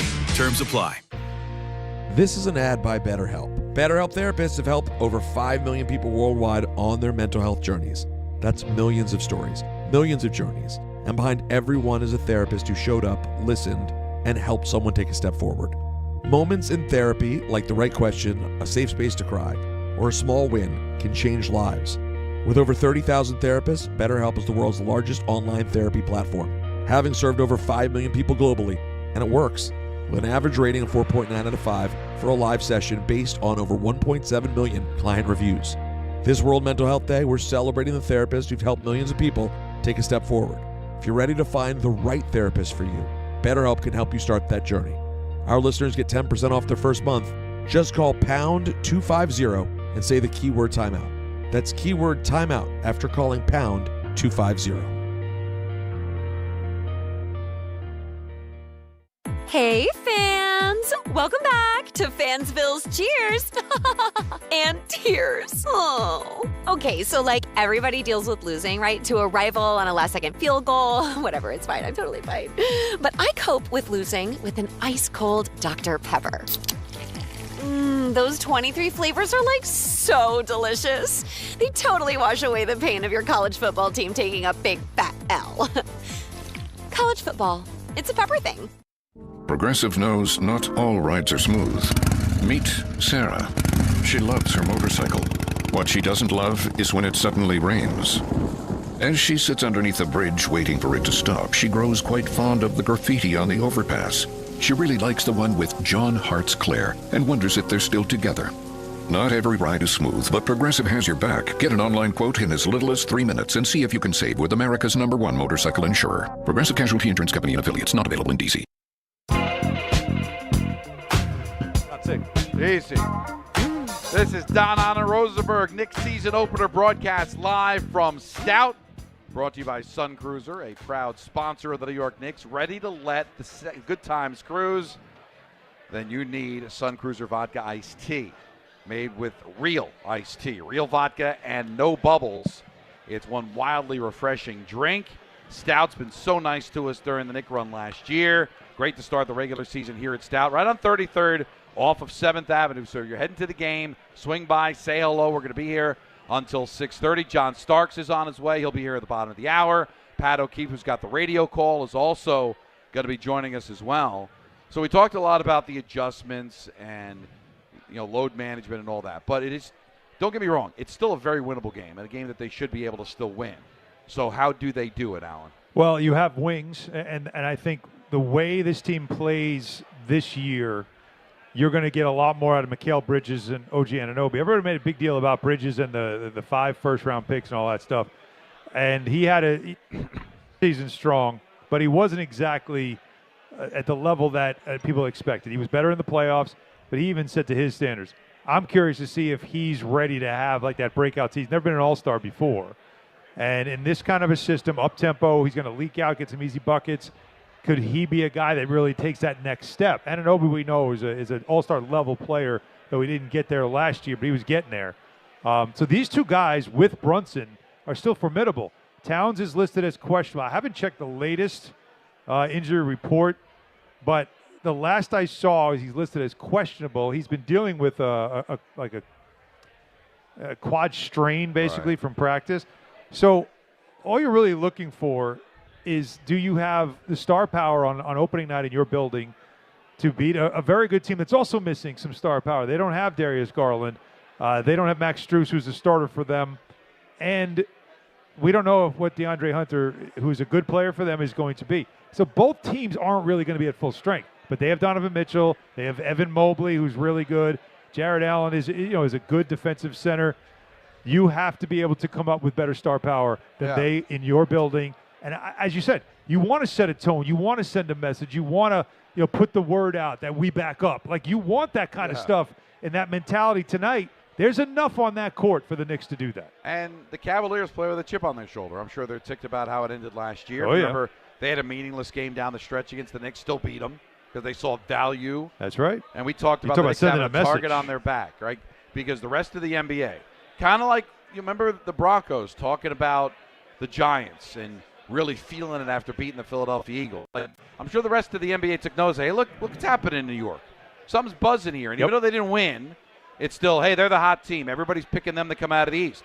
So all these Eastern teams that are being told they're second banana, they're circling the Knicks and going, let's prove to the world that the Knicks aren't going to have just a dance to the finals. So teams like Cleveland and Boston, right out of the box, two teams they're going to play that are going to say, hey, you know what, we're going to be heard from too. You got to be ready for it. And it's, by the way, not only do you have, which is a rare thing, where the Knicks are considered a contender, whether people want to believe it or not, you also have the Garden, which, do you need much more motivation? You just pull up in the bus and everybody's ready to go. What was Bernard King's story when he was with the Bullets? Coming to the Garden. Yep. Right. Come early. I'm gonna be lighting them up. Like, there's just something about coming to Madison Square Garden, especially for basketball. Everyone. But now it's even more because you're ramped up because this is a good team and you don't want to be embarrassed. You want to be ready for them. And it's some of the good teams, you're going to get their best because they almost want to make a statement and do it at the Garden because they know when we leave here, the frenzy, the media's going to go crazy. We're going to leave them in a mess. The good teams always think that. I've talked to players about this. The good teams come in knowing if we beat them, not only do we beat them, but we leave them in shambles because of the coverage and the fans and everything else. And the Cavs probably have a little bit of an extra chip because they've obviously proven a lot. And like everyone's already talking about the Knicks, always about the Knicks. Well, the Cavs still are favored in the East. No, favored. Yeah. but that doesn't mean they get talked about as much. Talked about, yeah, so okay. I think you come in and you go, I'm sick of turning on the TV and Stephen A. Smith's going off every day about the Knicks. Yeah. Oh, no one wants to. We're not a sexy team. Yeah. Blah blah blah. That's extra motivation on top of it. And I don't know how it was when you were growing up down in D.C., but I always felt like it hits different with New York because I think a lot of these other teams around the league feel like, New York always gets the attention. Like there could be an upstart team, but if it was out, coming out of Portland or Cleveland or someplace else, it wouldn't matter as much. Now listen, Stephen A. Smith can talk about the Knicks, not because he's a fan, because he knows even on a national television program, the Knicks still resonate with the country, just like the Lakers still resonate, right? So it's not like he's talking about a team that 75% of the country doesn't have an opinion and it gets old, and on. you're the Cavs. You're going, Right. hey, we were a better team last year. Yes, we ended up losing the second round, but we were a better team And- all season long. That's what makes it fun. and This is what you want. Like, you want to be in this. No, there's some zhuzh there. Yeah, you want to be a part little bit of of this. spice. And what are the Pacers and the Celtics thinking? They probably love this. Nobody's giving them a chance. They lost their best player. So they're going to want to prove the world wrong. By the way, and say, I completely agreed with Legler. I really think that the Pacers minus Halliburton and Tyrese, my guy. No disrespect. Get name drop ready. Tyrese, my boy. Big wrestling man. But the Pacers without Tyrese, you look at their box scores all the time. Tyrese has nights where he goes for 6 points, and they get it done Well, that was without the him. criticism of him early in the season is that there are games where he's No, just he's not a super, and I've said he's that. not He's not a consistently there. superstar in that way. Right. But he played like that in the playoffs. In the playoffs, Yeah. though, no, it was different. The Celtics, though, minus Tatum, that's minus a classic superstar. He doesn't get enough credit for it either, frankly. He's not sexy enough. He's not brash enough. But he is They'll see 25 or 30 points They'll see every it. single night. And also, you talk about the other players who are gone from that team. I didn't even realize Al Horford had landed in Golden State, Yeah. frankly. That's such a huge win for them. The Celtics, Don, it's a repugnant list of players right now. Who knows how you'll feel in 5 months. But, I mean, they still have Peyton Pritchard as the sixth man, which is hilarious because he's the third best player on that They team. won't let him start. Yeah, put the man in the starting No, lineup. no. Have you looked who else is playing? Yeah, it's great. But look, Joe Mazzulla will have them competitive early in Yes, the season. he and will. If they don't win enough games, eventually they'll want to kind of have Right. that gap year And they're going move to on. be fired up because maybe the playoffs aren't guaranteed for them. So the regular season At is gonna first, be certainly, they're going to go for Right. it, to Alan's Yeah, point. early on, for Are sure. you buying the Tatum, I want to play at the end of the season stuff? There's no way in hell, if I'm a franchise, I'm letting this guy on the court. No, but it could No work way. as motivation for the players to say, let's be in a position that if he does come back, it's worth coming back. Even if it's not going to happen, it could be something that motivates the room. It's right? like Aaron Rodgers saying he wanted to come back late in the But Jets why do you season. think Rodgers did that? Rodgers did that because he's like, listen, if there's meaningful games, I want to have the option of playing in meaningful games. Let's keep the guys engaged to give them a carrot to go after. So even if it's BS, it still could be worth doing. I had like an off the record. I won't say anything like too revealing, but I had an off the record conversation with Tyrese when I was in Indiana about that same option. Where's the? Listen, I told him to hit the button. Waiting for drop. That's up to Jacob to hit the button. I'm setting you up for it. We had the conversation. I think it's out there as like a. There it is. There you go. It's out there as like a sure. If they're going a championship run, I'll do my best to get back. But I don't think he's not realistically thinking about this year. No, he's thinking. Why not throw it out there though? What does it hurt? It doesn't hurt Even to if they say all I'll know. try because you know it's not ever going to come to that point. So it's worth putting that out there. But what I don't like is like people pick up and they start writing about it like it's a thing, and you're like, man, what are you Well, that's what happens. 1-800-919-3776. Got a couple of calls to get to before John Starks joins us. Want to let you know there are a lot of reasons why people buy at Ramsey Mazda. It's their selection, it's their customer service, and it's their savings. Lease a new 2025 Mazda CX-30 2.5S all-wheel drive for $159 for 33 months. Start shopping now at RamseyMazda.com. Choose wisely. Choose Ramsey Mazda. Call 833-853-2970 for details. VIN SM841631. MSRP $26,980. Zero security deposit ends 10/31/25. Let's go to Lou in Manalapan. You're on ESPN New York. What's up, Lou? Hey, fellas, love the show as always. Exciting day. The Knicks, I've been a Knicks fan my whole life. I'm also a Mets, Jets, Knicks, Rangers fan. And like, those teams, yeah, like, we know that we have our expectations, and the Mets have supposed to have been good, and the Yankees are supposed to be good, but nothing gets the city together like the New York Knicks.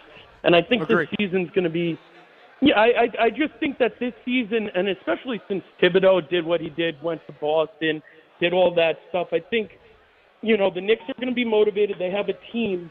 They have a full roster that they could play with. They could plug and play guys off the bench. There's going to be interesting combos. I'm really excited to see what Yabusele and Jordan Clarkson bring to the mix, because they're real good bench options. You know, saw a podcast recently said that Deuce McBride's the most important Knick, and I do think that Deuce's success this year will catapult the Knicks to hopefully a championship season. So I'm really excited. Let's go Knicks, and let's have meaningful basketball in June. I love your attitude. I love what you've brought to the table today, and I hope it permeates through the fan base, because it is true. No team brings the city together like the Knicks. I always feel bad, and it's not intentional shade to the Nets. I got a lot of love for the Nets as an organization and how they operate and the Barclays Center, but it's just being realistic. Until one day when they win a ring or they go on, until we get there, the truth is, more than any other sport, there's the biggest gap between the basketball teams. It's the Knicks town. And where they play, obviously, Yeah, are in the center of the universe here. And then on top of it, but they have become, when they're good, the great unifier when it comes to sports fans, because there's a Jets and Giants fan who can root together. There's Mets and Yankees, same side. Like to me, that he keeps hitting. I don't. Well, he keeps muting me. Well, let me ask you. It's unreal. If the cough button's closer to you, then it wouldn't be Look, yours. that's a you problem. The first time should have told you. Like, he's muted me 3 times during the show. Like, is that his way of telling me? Like, yo, that's enough. Wrap it up, B. By the way, maybe he's trying to sell you. I'm all set. Wait, I'm all. Wait, and it's also delayed. It barely even worked. But we're trying our best, okay? Yeah, and that's not enough. It's all good. And by the way, I'm glad Alan finally did the right thing. I've been waiting all day long. You finally did the right thing. You waiting all day for Sunday night? I've been waiting all day for Sunday night. No, you unbuttoned your suit when you sat down now, finally. And Don's wearing it standing up. But before, you were both sitting with it buttoned, and I don't know why we've done this as a society. No. I normally unbutton it. I don't know why I didn't. Good. I'm just excited. I'm like, it's a lot going on. Because everyone does that now. The sitting when they button when they sit. Now, I'm too fat for it, so it's not an option. Well, that's why I'm excited. Because it actually but just because it fits doesn't mean it's right. I see. We know you're excited. You look great. I am not somebody that's fashion conscious. I was just looking at that, the people watching aren't going to get poked in the eye with my button because I sat down and it didn't explode. And but that doesn't mean it's the right thing. Thank you. I don't know these things. No, it's supposed to be traditionally. It's sit and open, stand up and button. Yeah. But no one on TV does that Did anymore. you see the Bernard King photo that's on social of us with Bernard? What happened? Did something unfortunate happen? No, nothing unfortunate. It's just my height. No, awful. It just looks awful. The lighting is brutal. Oh no! What happened? Why was it posted? What happened? It's a terrible. Was photo. it the one with us taking the shots? No. Thankfully, that one didn't. But we're just smiling. But if you look at how the lighting is so bad, it's just we're up. Well, listen, I want to give a shout out to our team here today. No, the team does a great job. We look terrible. It's a tough lighting spot that they're in. Yes. I've been sort of whited out the whole day. You guys look better. Yeah, I've been on the YouTube checking it out. You guys look better. Okay. But listen, look how far we've come. At the beginning, and by the way, I ran into one of our wonderful listeners.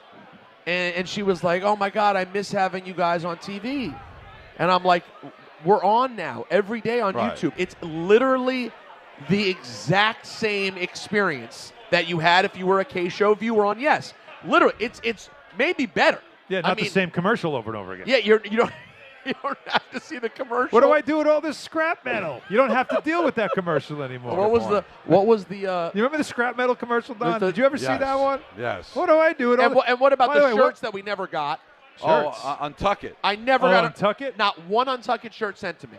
Never in all those years. I sat next to the damn logo for 7 years. Not a shirt. They never sent me a shirt. Michael did.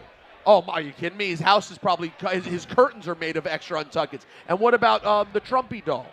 Remember that one? The Trumpy doll. That was a tough the Trumpy spot. Doll. There were a few of the Chia Pet commercials. Oh yeah, we had Chia Pet. There might have been a Chia Trump too. I'm not sure, but there might have been, right?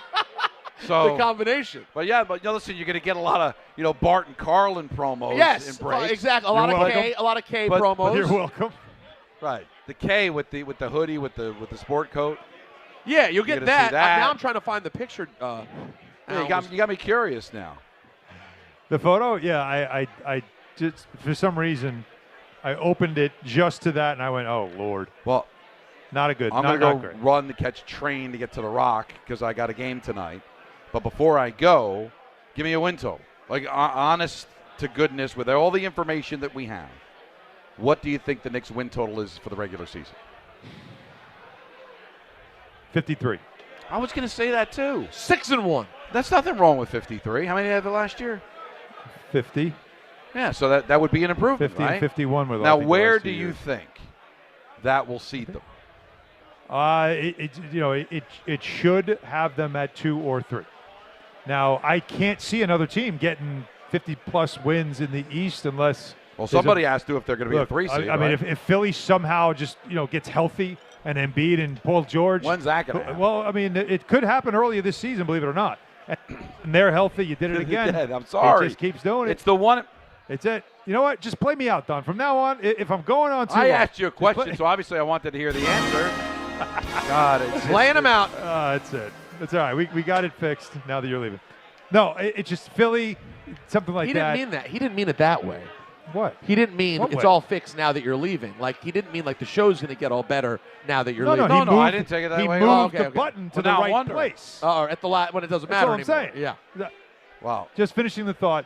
Teams that have superstars that can carry a team, Sixers, Bucks, like you always worry about teams like that just figuring it out and getting healthy. John Starks is going to be coming up next. Yeah. Pat O'Keefe is going to be coming up next. It's Don, Hahn, and Rosenberg. Take up until 6:30 here live from Stout. Getting you ready for the Cavaliers and the Knicks right here on ESPN New York. The Association on Aging in New York is celebrating the 60th anniversary of the Older Americans Act, which funds vital programs for millions of older adults. Services include meals, transportation, home care, Medicare counseling, case management, and caregiver support. Today, people are uncertain whether some programs remain available. We can help. To learn more about these essential programs and how to keep them, visit our website at agingny.org. Sponsored by the Association on Aging in New York. Score or win this game day with Amazon Pickup, the MVP of package pickup. Need that new football jersey for the big matchup? With Amazon Pickup, you can collect your order from secure Amazon lockers or counters near you on your schedule. Whether you're running from work or home or straight to the tailgate, Amazon Pickup makes it easy and worry-free at no extra cost. Don't miss kickoff. Grab your gear and your packages when it works for you. Find your nearest Amazon Pickup location at amazon.com/pickupmvp. That's amazon.com/pickupmvp. This October, the only thing scarier than missing the game is missing out on a brand new Kia. At Kia City of the Bronx, 3505 Connor Street is where the ghosts of old rides get traded in and new legends are born. They've got a monster lineup of new Kias that'll take you from tailgates to haunted houses in style. Visit KiaCity.com or call 646-917-7955. Don't get spooked, get moving. Kia City of the Bronx, where Halloween meets horsepower.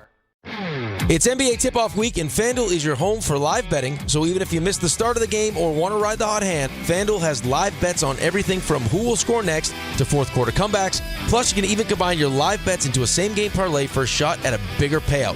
However you want to play, now is the perfect time to join because FanDuel is giving new customers $300 in bonus bets if your first $5 bet wins. Just visit FanDuel.com/Rick to sign up today. Play your game with FanDuel, official sports betting partner of the NBA. FanDuel has live bets on everything from who will score next to fourth quarter comebacks. Plus, you can even combine your live bets into a same-game parlay for a shot at a bigger payout. Must be 21 and older and physically present in New York. First online real money wager only. $5 first deposit required. Bonus issued as non-withdrawable bonus bets that expire 7 days after receipt. Restrictions do apply. See terms at sportsbook.fanduel.com. For help with a gambling problem, call 1-877-8-HOPE-NY or text HOPE-NY at 467369.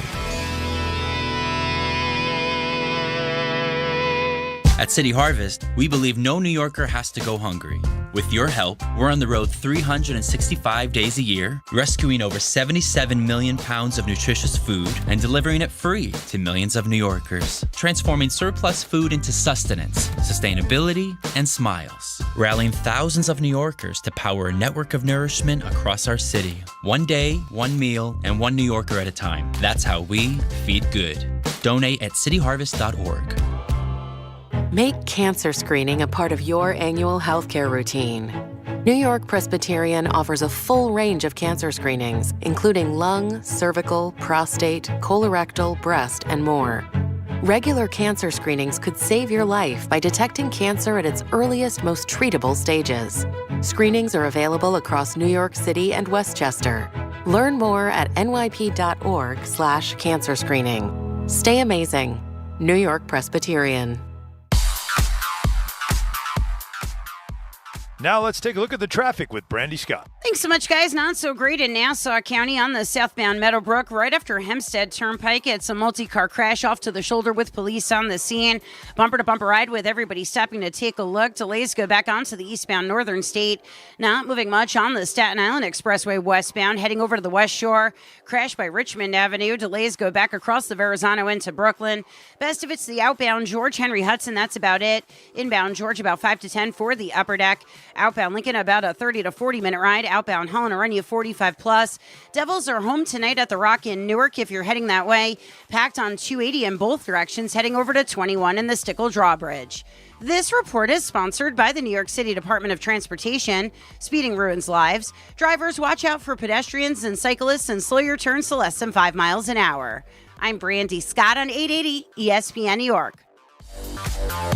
This college football season, show your school spirit every time you pay. Introducing college-branded Venmo debit cards. Rep your team on and off the field with custom designs that let everyone know who you're rooting for. Whether you're tailgating, grabbing stacks for the watch party, or celebrating a win, you can unlock 15% cash back at ESPN, 1 free year of Perplexity Pro, and more. This college football season, score more with the Venmo debit card. Get yours now in the Venmo app. Learn more at venmo.com/collegecard. Max cashback varies. Terms apply. The Venmo MasterCard is issued by the Bancorp Bank N.A. Tire care shouldn't come with extra costs or surprise fees. It should be simple, straightforward, and stress-free. So at Midas, they're rolling out the limited lifetime tire guarantee, included with every tire purchase with paid installation. You'll pay nothing for flat repairs, nada for flat replacements, zilch for tire rotations every 5,000 miles, and zero for other preventative maintenance. So with this limited lifetime tire guarantee, you'll pay a whole lot of nothing compared to what the other guys charge for tire care. That's the limited lifetime tire guarantee, only at Midas. Back here at Stout, Don Hahn, Rosenberg, ESPN New York. Hey, everybody, every aspect of your business, from the most mundane to the most complex, will operate orders of magnitude better and faster when you add artificial intelligence. AI is literally a race to the top. The companies that engage AI first will win. Will that be you, or will it be your competitors? Thrive Managed AI is your advantage over all your competitors. Founded by tech powerhouses, Thrive partners with you on smart and secure AI strategy for your business. Then they deploy and manage it for you. Imagine AI solutions working across every part of your business, automating support, powering chatbots, analyzing competitors, even managing billing, collections, and orders. That's just a taste of what Thrive Managed AI can help you achieve. It makes your talented team even better by letting them focus on what they do best. The race to the top will be won by those who engage Thrive Managed AI first. That needs to be you. Go to thrivenextgen.com/ESPN and get started with a complimentary strategy consultation. That's thrivenextgen.com/ESPN. thrivenextgen.com/ESPN. So, Peter, we have John Starks coming momentarily. He's on his way, getting ready for tonight's Knicks season opener at the Garden against the Cleveland Cavaliers, two teams that are expected to be the top two teams in the Eastern Conference. And we'll see if the road is paid for the Knicks to meet this Cavaliers team. Who knows? We could be here in May, and these two teams could be playing each other in the conference finals. If it goes chalk, that's what you would expect, and that's what everybody's anticipating. But it is amazing that it is that long road in between, and all the things that can happen in between. But time flies, right? I was just thinking about it. Last time we were here, and it was before the summer, obviously. It was just getting into it. We were here. We were downstairs, and I think we were in the conference finals. We were up here in this spot. Conference finals downstairs. For the Detroit series. And we were here for the Detroit series. Right, the first round that opened up. Yeah. And we didn't know what to expect, right? It was always the what's next, what's going to happen. And then you blink, and here we are, start of a new season. Do you think since COVID, 60 seconds is now 30 seconds? So I've always felt this. I can't judge whether it's – I hadn't actually thought about COVID. I thought about my age and having a child. Lockdowns and you know. No, I hadn't thought exactly. I hadn't thought about home. That being the demarcation of things changed, because you were already at that point well into having children. Oh yeah. So you noticed never the went change as fast. Then. Yeah. That's interesting. It felt to me that when we came back from all that, and instead of working from home, because that probably slowed things down. Everything felt slower. And so as a result, when we went back to regular, everything felt faster. Because you have to remember, time is essentially a game in our minds. Like your life will affect what time is. So it would make a lot of sense. I feel right now, dude, this October is just a wrap. Yep, already. And then you blink a couple weekends and it's Thanksgiving. And now it's just like, I don't like this. I don't like it, especially with my baby getting older faster. I'm not ready. Wait till you find. Gracie had senior night last night at St. Anthony's.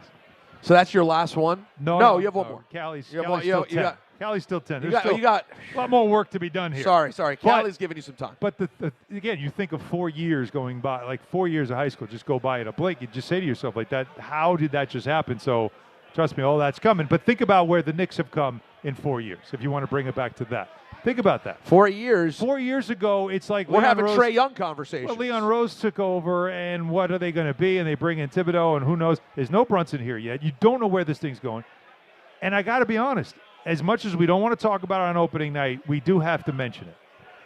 This season could decide whether or not the Knicks re-engage the idea of Giannis Antetokounmpo.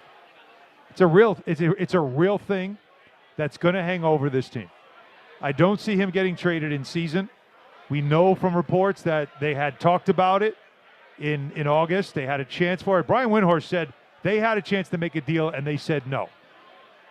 They didn't want to blow the team up and leave it almost with nothing, where it's Brunson, Giannis, and you and me. Like they weren't going to have enough pieces left after a massive trade to make that happen.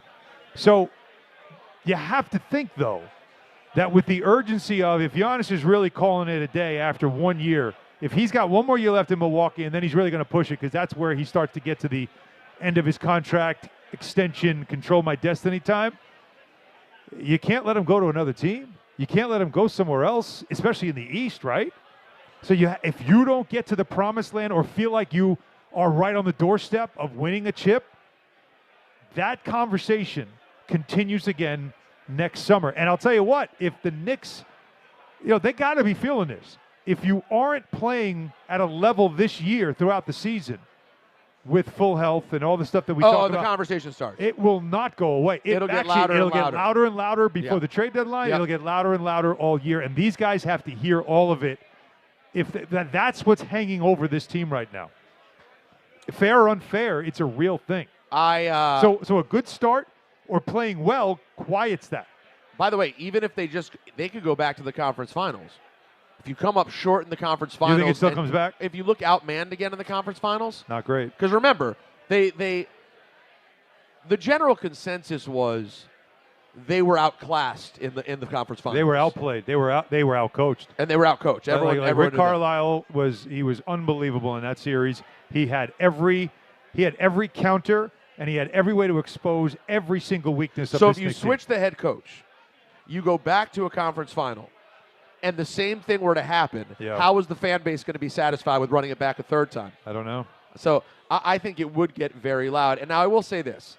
I understand fans' attachment to players, and I think it's really hard when you talk about trading for a huge name, knowing what it will cost your team. Giannis Antetokounmpo, who don't get me wrong, has become a bit of a heel over the last couple of years. He's not the same lovable, fresh off the boat from Athens Giannis we first knew. He's got a little bit more of an attitude, but with good reason, by the way. He's done this over and over again. Multiple MVP guy, always in the conversation, and won a championship. People throw around transcendent. To me, transcendent is, can this player make you immediately a contender? He is in a category, Alan, I don't think there's more than 3 or 4 in the league of. Legitimately, you can win a championship because you get him. You can, but under the current, 10 years ago, no brainer. But under the current rules, fans have to understand that, those who complained about the Carmelo Anthony trade and how that blew up a roster, they still had a good team. That team got hurt that year in that playoff, and then they were trying to build it, and it didn't turn into a championship, but they did little things to try to get there. That was all about just spending money. Oh, tax? Okay, we got to spend tax. This is different.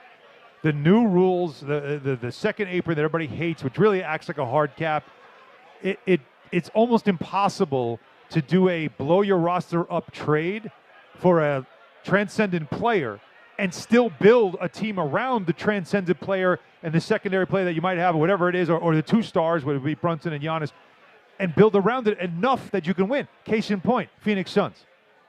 They had 3 unbelievably talented superstars that could carry a team. Weren't able to build anything. And there was nothing else they could put around them to make it competitive. So you were relying on 3 guys every night, which we know is impossible in today's league. No bench, 3 guys against teams that were deeper, teams that were able to play you in a playoff when they got there, and then or in the regular season, and they had no chance. 1 injury and you're cooked. That's why it's not as easy as it used to be. This is not a baseball trade. This is not getting Shohei Ohtani, right? This is much different because of what it does to your roster. It's so difficult to do. So it's easy to say, oh, they should have traded for him, or they should trade for him. It's easy to say that, but if I showed you what would be left, you'd say, I don't know how the hell you win with that. Well, so here's the question. With a player as good as Giannis, who can the Bucks even go after that would be able to do it in a way where it would still be worthwhile? I mean, obviously picks will be involved in it too, but they're going to need players. I'm telling you, this type of trade, which, remember, the KD move for the Rockets, that was a record trade, right? Record. Crazy. Bodies moving everywhere. It's going to take a trade of that level that you're going to have to get 4 teams involved, bunch of picks involved, a lot of players, or maybe a young player or 2 that might end up going to different places. Like you're trying to get a quarter, like a third of the league, or even a quarter of the league to help you get the player that no one wants you to get, because they know what it means if you get them. Think about that. Yeah. Who's going to, it's a very, very difficult thing to do. So on paper, it sounds amazing. Put a guy like that in New York, put him with Brunson, and maybe see even if you win a championship, but it's just not like getting Earl Monroe back in 1971. Right. It's not like that. It's so much harder. And I bet the rest of the league would be even more apt to block that than KD. Or make it more difficult for you. That's what I mean. What are you doing for more me? apt, more exactly, Yeah. more difficult. You want me to KD, throw in some picks? What are you doing for me? Well, because KD at this stage in his career, this, like you said, took a lot. KD's already been on multiple teams, not won in those places. He's still great, but he's aging. Yep. Giannis is still right there right now. Prime. At this moment. Prime. Top 3 player in the league. If he's every year, he's in the MVP conversation. So, yeah, that's a really good point. You know what I mean? And so while that's going to be the easy conversation to have throughout the year, if the Knicks stumble out of the gate, you know it's the first place everybody's going. Oh, they could have gotten Giannis in August if they could have gotten him. The problem with that conversation is it's not valid because it's not a baseball trade. It is so restrictive on what you can do once you go over that second apron. And if you blow up your roster, it's impossible to rebuild it and build a championship level team. Not like it used to be even just 5 years ago, 6 years ago. No one is going over that second apron. One team has, the Cavs.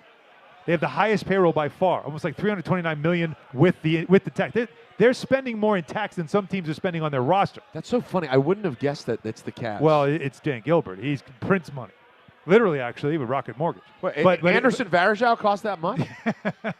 But it's a real thing that I want everybody to just take into consideration, because I know it's coming. I know it's coming. They should have done it. They should have traded for Giannis. And then you say, how? How could they have done it without absolutely destroying the team, not having a roster around these two, and then trying to wait 2-3 years to build a team around them while you aren't as competitive as you could be with this team?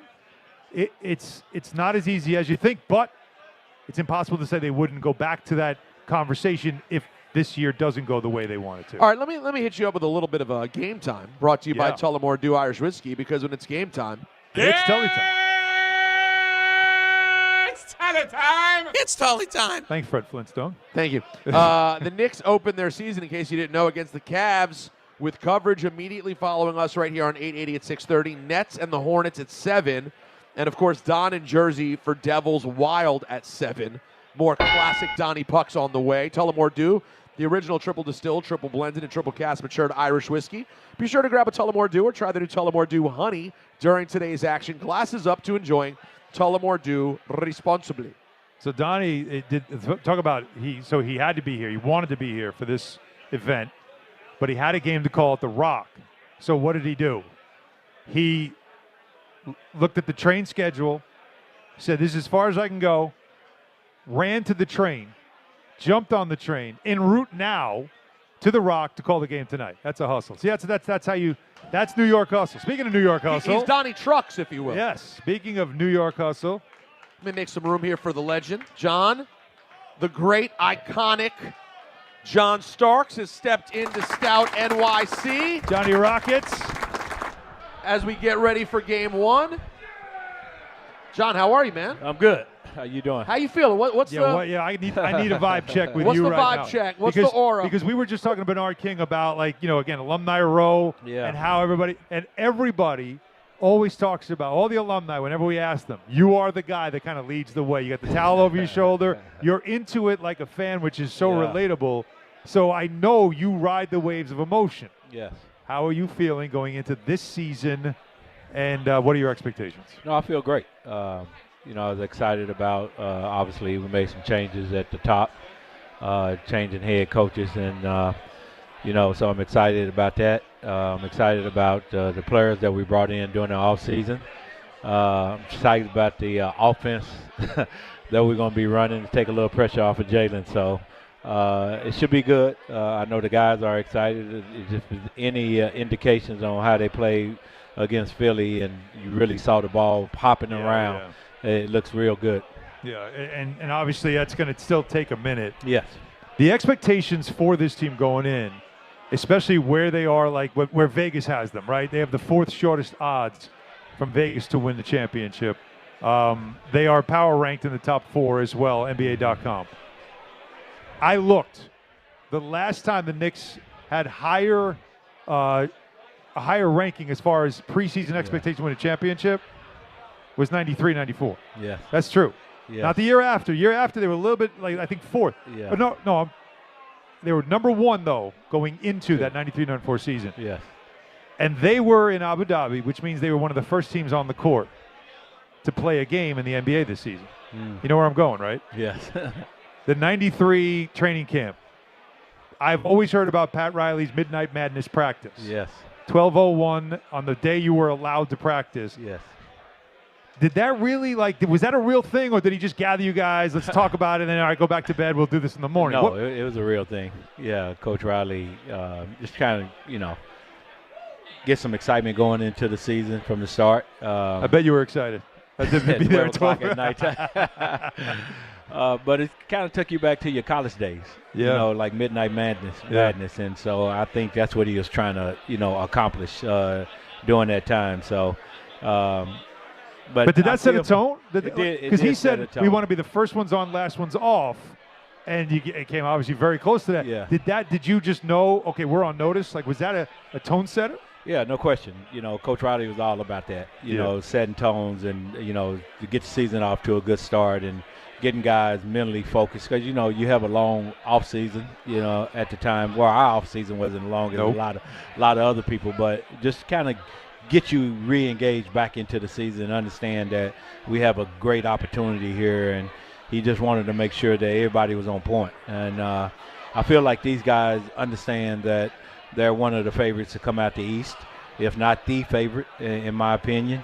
So they should have a lot of confidence going into the season that they are the team to beat. You talked about the offense being different and what that could mean for Jalen. Yes. In a perfect world, how much of the offensive responsibility should be falling on Jalen's shoulders? What would be an ideal line? How many minutes would you love to see from Jalen? What would you love to see from Jalen Brunson to be able to have a more comfortable sort of regular season? Yeah, probably on average 34, 35 minutes at the most. I think that's a good number for him.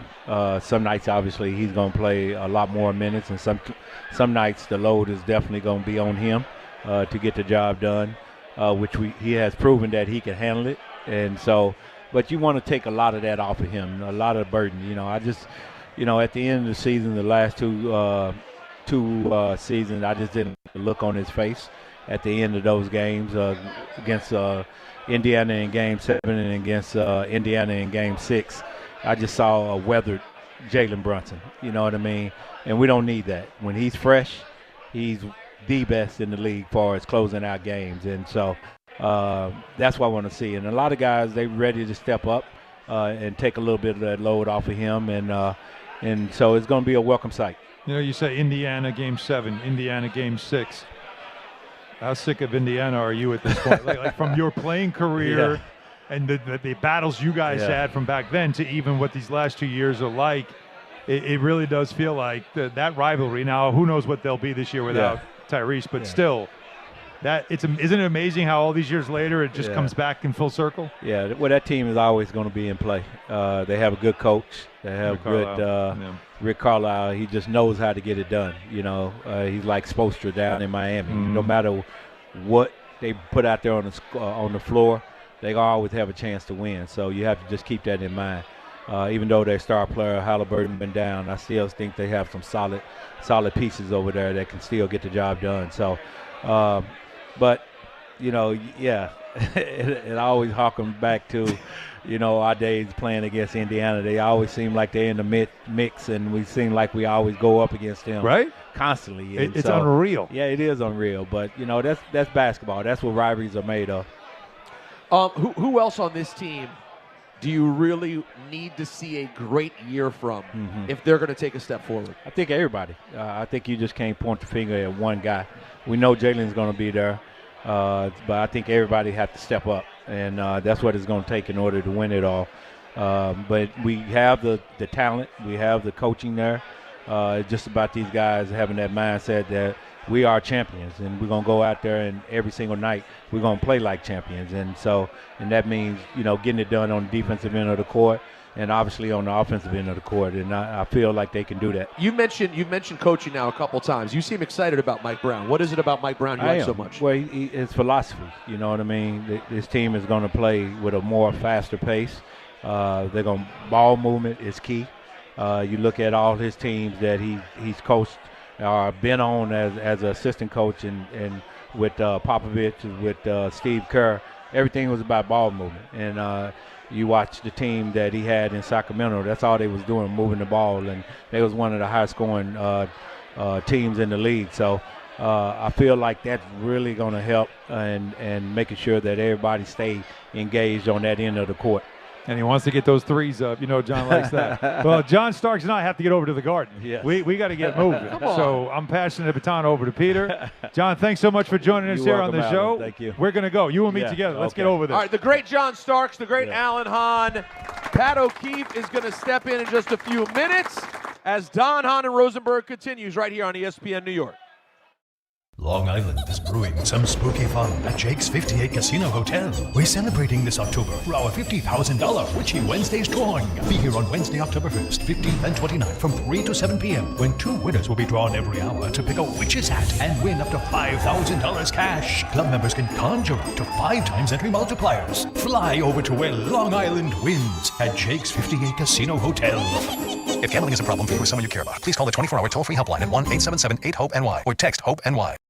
If you've been injured in an accident that wasn't your fault, then you need a lawyer who knows New York's unique personal injury and workers' compensation laws. At the Parisman Firm, they have decades of experience handling all types of accident cases and a proven track record of delivering huge results. Their team has already recovered nearly $1 billion for injured New Yorkers. From construction to car accidents and slips and falls, they've got you covered. Call the Parisman Firm now at 718-WORKERS, where your case is their cause. Get the justice you deserve today. There's nothing the voice in our head obsesses over like our health. But with over 100 lab tests and insights, Function can help answer the questions like, why am I so tired all the time? How can I get better sleep? My friend was telling me about magnesium gummies she takes. I don't even know if my heart is work stress affected. It's time to up my cardio. If my mom has something, how will I find out? It's time to get some blood work done. A Function membership gives you a comprehensive health check with results tracked over time. Find out what you're made of at functionhealth.com. Hey, it's Alan Hahn. Let me tell you about my friends at Bath Fitter. They remodeled the bath by my pool. They converted a tub into a shower. The result is amazing. Bath Fitter offers all types of custom bath renovations, including their unique PermaFit solution for a watertight fit. It's done in one day, easy to clean, and durable with no demo or mess, and it costs less than a standard replacement, plus a lifetime guarantee. Right now, you get no money down, no payments or interest until 2027. So start designing your bath today at bathfitter.com. There's only one Bath Fitter. Bet365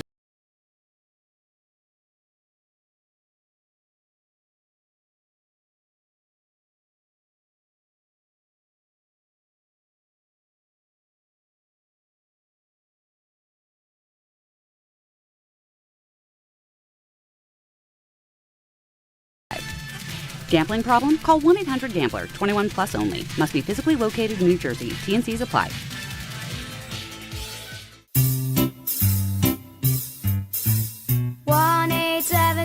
Cards for Kids. KARS Cards for Kids. 1-877 Cards for Kids. Donate your card today. 1-877 Cars for Kids. KARS Cars for Kids. 1-877 Cars for Kids.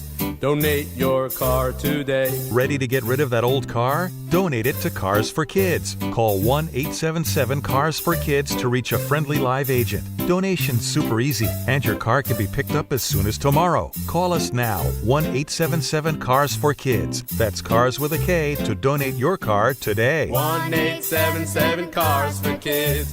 Donate your car today. Did you know you can donate real estate too? Go to carsforkids.org. That's carsforkids.org. Harry Douglas here. Fellas, it's time to step up your grooming game. Manscaped just leveled up with the Lawnmower 5 and the Chairman Plus, two powerhouses built for unmatched precision, comfort, and control. Whether you're cleaning up before a night out, preparing for a big meeting, or getting ready for a game day, Manscaped has the tools to help you look and feel your absolute best. These aren't just old school clippers. They're engineered for modern men who take pride in their daily routine. So upgrade your grooming gear and experience the difference. And now you can find Manscaped products at your local Walmart. At AT&T, we guarantee our network so you can talk college football with your BFF while taking Buster to the vet. Hey, yeah, I can't believe he ate the whole thing of chicken wings. And I can't believe we're staging a comeback. Touchdown! Yes! Staying connected matters. That's why in the rare event of a network outage, you'll automatically get a bill credit for a full day's service. For wireless downtime lasting 60 minutes or more caused by a single incident impacting 10 or more towers, must be connected to impacted tower at onset of outage. Restrictions and exclusions apply. See att.com/guarantee for full details. From the regular season to the Super Bowl, ESPN New York is your destination for football. We've got crazy fans. If the Giants somehow beat the Cowboys, I'm going to take a dump on your head. You can feel good because you're a damn football team. Expert analysis. Marcus Spears joins us now. ESPN NFL analyst Damian Woody. Mel Kiper Jr. The Hall of Famer Steve Young. He's kind of our resident general manager, Louis Riddick. We got Mike Tannenbaum right now. And all your fantasy and wagering needs. This is ESPN New York. We are football.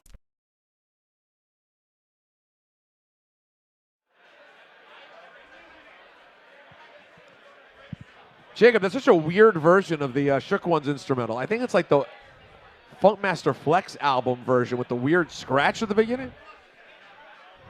And it's a random minute detail. Real quick, by the way. Don, Hahn, and Rosenberg, Knicks season opener broadcast live from Stout, brought to you by Sun Cruiser. I don't know if you're allowed to have Pat O'Keefe probably shouldn't have a sip of this delicious lemonade iced tea vodka before the game, but it's fantastic. Of course, shout out to Sun Cruiser, proud partner of the New York Knicks. Ready to let the good times cruise? Then you need Sun Cruiser vodka iced tea, made with real iced tea, real vodka, and no bubbles. It's one wildly refreshing drink. And with that, talking Knicks basketball, bringing Pat O'Keefe, who's on the call tonight. How you doing, buddy? I'm good, man. Good to see you. It's been a while. It has been a while. How you feeling about getting Game 1 under the belt? Game 1's pretty fun. That's pretty cool. Been pumped up about this one for a while. Obviously, going through the offseason and seeing teams around the Knicks kind of falling a little due to injury. What the Knicks were able to accomplish last year, perhaps a fresh approach from the new head coach. I mean, this is, and I know this has been said, this isn't an original thought. Sorry for that, but this is the most highly anticipated Knicks season of the century. Yeah, it certainly is, right? I mean, hard to make that argument because, you go just before the century started to find the last couple of seasons. There were plenty then, yeah. Yeah, plenty. You had a bunch during the 90s, certainly way at the end there, and then in 94, 95, a lot of expectations. Are you one of the topics we've had today? And by the way, here's my plan moving forward for the rest of the program if you're up for it. Okay. I think we go hardcore Knicks right here. We get all into it, all of your thoughts on the upcoming season and some of the things we've been discussing today. Then I'm still going to go right into ENN at 6 o'clock. Beautiful. I'm hearing Justin Fields has had a lot to say about what was said about him by the owner, Woody Johnson. So you down to do a little bit of everything? Yeah, I think it's worth listening to that. Yeah, so yes, we'll get into it. Down. We'll do a little bit of everything after 6 o'clock. But one of the things we've been talking about all day long with regard to the Knicks is the fact that we won't see Mitchell Robinson today. We're not sure if we're going to see Cat. Josh Hart's obviously not well, but do you think that we are getting a message from head coach Mike Brown early on about things being different with regard to resting players and things of that nature? Because it's opening night, and it appears at least that there may be a bit of resting. Yeah, I don't think it's intentional, right? I think His back is bothering him. We obviously know that Mitchell Robinson has injury issues and a history there, and Cat does too. I think what we're seeing is what we kind of expected, that things overall are going to be different this year. The offense is supposed to be different, more ball movement. The usage of the bench is supposed to be different. Use those guys more often. Don't rely so heavily upon the starters. And if a guy's like 75%, maybe we give him a day so he's better off for the long haul. And I'm not sitting here today saying that this is the right approach and last year was the wrong approach. Last year's approach was pretty good. It got him to the Eastern Conference Finals. But clearly, management wanted a different approach, and I think this is all part of that.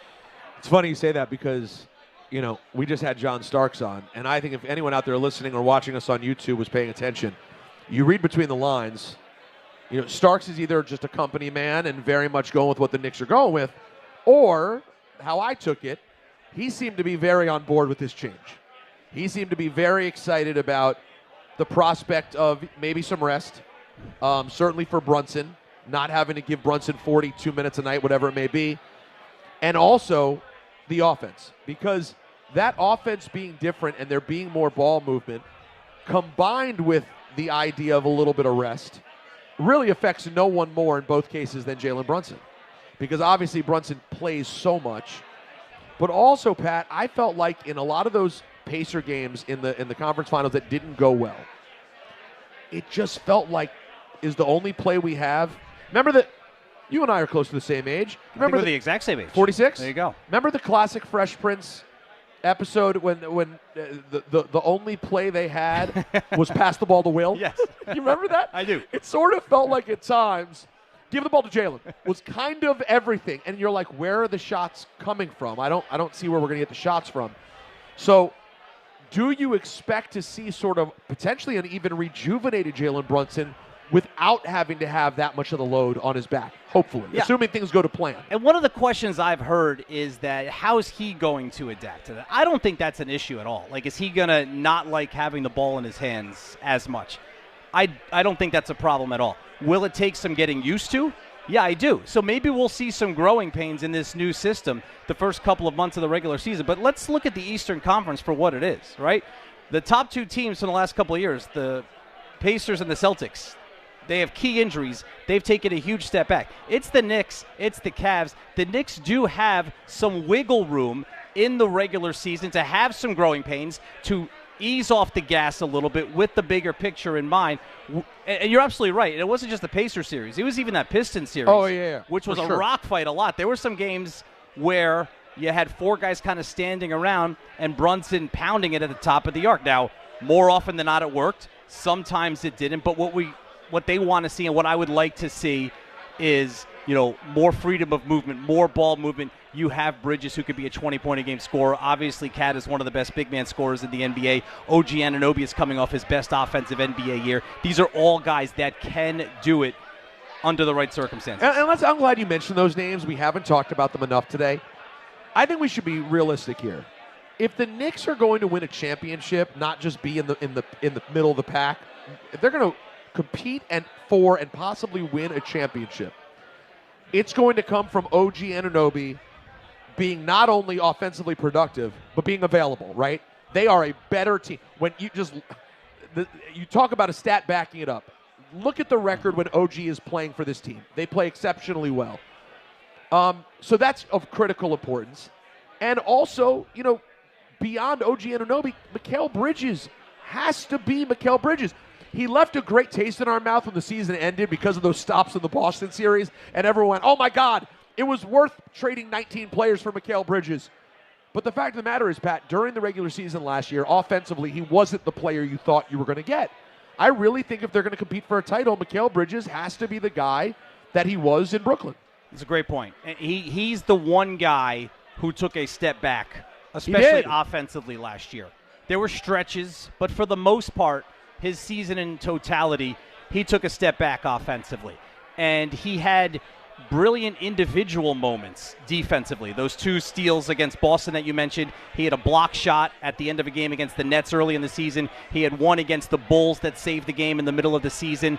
But I think overall his defense probably wasn't as good as it usually is because he was lacking some confidence from the offensive end. I think that's like 1A. Like Brunson's going to be fine. Cat's going to be fine. Anunoby's Anunoby. I think 1A for Mike Brown to take this team to the next level is to get Bridges back to who the guy was that the Knicks brought in 15 months ago. All right, a quick break, and we're back with more with Pat O'Keefe and ENN right here on DHR. Ballybet Sportsbook. Yo, Ballybet stacked for football season. When it comes to sportsbook apps, it's undefeated. Ballybet. Check out that brand new parlay zone. Here's the kickoff. Build your bets and place them right on your phone. What? Live bets, daily boosts, and promos. Increase your odds so you can win more dough. Touchdown! Ballybet's the play. Make game day more fun and download it today. Must be 21 plus, New York only. Gambling problem? Call 1-877-8-HOPE-NY. Ballybet Sportsbook and Casino. Download it. Looking for the best internet deal? It's just a fast phone call away. Only Optimum Fiber Internet delivers the fastest and most reliable fiber internet starting at just $40 a month. That's right, lightning fast fiber internet at a price that won't slow you down. Call 888-4-OPTIMUM today to lock in your offer in just a few minutes and see how you can also get the Disney Plus Hulu bundle and an unlimited mobile line on us. Don't take slow for an answer. Call 888-4-OPTIMUM or visit Optimum.com today. Terms apply. And now it's time for traffic. Here's Brandy Scott. Thanks a million, guys. I hope you have a great rest of the night. Knicks are home at MSG. Season opener against the Cavaliers. Really no easy way to drive into Midtown. Might want to stick with mass transit. West Side Highway crawling in both directions with a crash over by Chelsea Piers. FDR just packed both up and down, heading over to the 59th Street Bridge. Only easy way to the outbound George Henry Hudson, and that's a bit slow. Cross Bronx westbound, solid from White Plains Road through to underneath the apartments. Inbound Georgia, about 10 to 15 for the upper deck. Outbound Lincoln, about a 30 to 40 minute ride. Outbound Holland going to run you the same. Devils are home tonight at the Rock in Newark. Over in Jersey, some solid slowdowns on the eastern and western spurs southbound, approaching 280 in Kearney. Hitting the brakes there from the Vince Lombardi. Route 3 westbound, jammed approaching 21 in Clifton. Broken down New Jersey Transit bus in the left lane. I'm Brandy Scott on 880 ESPN New York. 1 in every 6 men is likely to be diagnosed with prostate cancer in his lifetime. That's why New York Presbyterian wants to remind men over 50 to book a prostate cancer screening. A simple blood test is all it takes. It could save your life. Screenings are available across New York City and Westchester at locations near you. Schedule your annual prostate cancer screening today at nyp.org/cancer screening. Stay amazing. New York Presbyterian. Just printed from the Erie Canal Press, the most coveted ticket, New York Lottery's $1 million raffle, hath arrived. 15 fortunate souls shall come into the fortune of a millionaire. Translation, the $1 million raffle is here, and 15 winners are going to become millionaires. The New York Lottery commemorates 200 years of the Erie Canal with your best odds of winning $1 million. Limited tickets available. Ask your local retailer today. Please play responsibly. Must be 18 plus. Gambling problem? Call 1-877-8-HOPE-NY or text HOPE-NY. Whether you're building a single roof or a successful roofing business, roofing contractors like you need the right tools for the job, and software is no exception. Service Titan is on a mission to be the most powerful software platform for the trades, with purpose-built technology proven to maximize revenue, streamline operations, and deliver 5-star customer experiences. We are taking roofing companies like yours to the next level and beyond. Service Titan, we are built for this. See what we can do for roofers at servicetitan.com. Your ambition just met its match with Robinhood. Trade stocks and ETFs, options, futures, and crypto all on one platform. Get started today at Robinhood.com/yourmoney. Your money, your move. All investments involve risk, including loss of principal. Options, futures, and crypto trading carry significant risk and may not suit all investors. Securities offered through Robinhood Financial LLC, member SIPC. Futures trading is offered by Robinhood Derivatives LLC, not FDIC or SIPC protected. Crypto offered through Robinhood Crypto LLC, NMLS ID 1702840, not FDIC or SIPC protected. Portfolio management offered by Robinhood Strategies, an SEC registered advisor. 880 ESPN, WHSQ, and WCBS-FM HD2, New York. A Good Karma Brands radio station. This is an ENN Special Report. Now reporting. The very handsome Jewish man, Peter Rosenberg. We should talk some sports. Do what you want. It's ENN.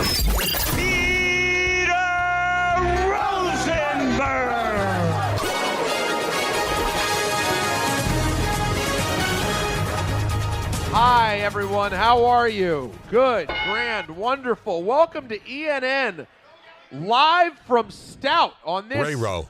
That's right. On this and YouTube. Jake, You ever don't watch forget. YouTube? That's right. On this opening day for the New York Knicks. And it's not just any ENN, it's especially ENN because we're joined by my friend Pat O'Keefe, who's on the call for the game and doing ENN. This is a big day for you. I love it. I mean, I'm getting to see this up close. This is a real treat for me, man. Now, you said we haven't seen each other for some time. When do you think the last time was we saw each other? I think it was probably at it was either during one of the Knicks playoff games. Yeah. Or maybe at a Sasso softball game. Which would have been a couple years. I missed this past year's. I think I was there last year. Either way, this is a joy. The first time I played in the Sasso softball game, not to get off track. It's ENN. We are off track. I was playing right field and you were playing second base. And Yes. It was a pop-up hit to shallow right field. Oh, And yeah. I am trucking, and I am going after this, and I'm going to make this diving catch. And all of a sudden, I see you in the corner of my eye. And I swear to God, what went through my head was if I collide right now with Peter Rosenberg and take him out, there's going to be a lot of people that are so pissed off at me. And what happened in the play? I pulled up and it dropped fell in. in? It dropped It fell in in. for I a didn't single. get it. No, none of us got it. Now you realize that had you just trucked me, that would have been the second time that in my life in a charity softball game I had been trucked and injured at that same play. At the same that's a tough play. I was injured and had a separated shoulder because Mike Woods, the weatherman from Good Day New York. Oh, he's in a little bit better shape than I am. You're in terrific shape, but he's jacked to the gills to the point that it's unnecessary, in my opinion. And I made that case. I went on Good Day New York and I said, "Why do you need a weatherman who's even in shape like this?" And it was that same thing. I'm so washed. Like at 46 years old, and at that time we played probably 43, and at the time of the softball game I'm talking about maybe 35, where that play where you're in the infield and have to turn around and get to a ball, it's impossible. And it is now. It is truly impossible. Welcome to ENN. Let me get some audio in here. Hold on. I want to start off by saying good evening to Don.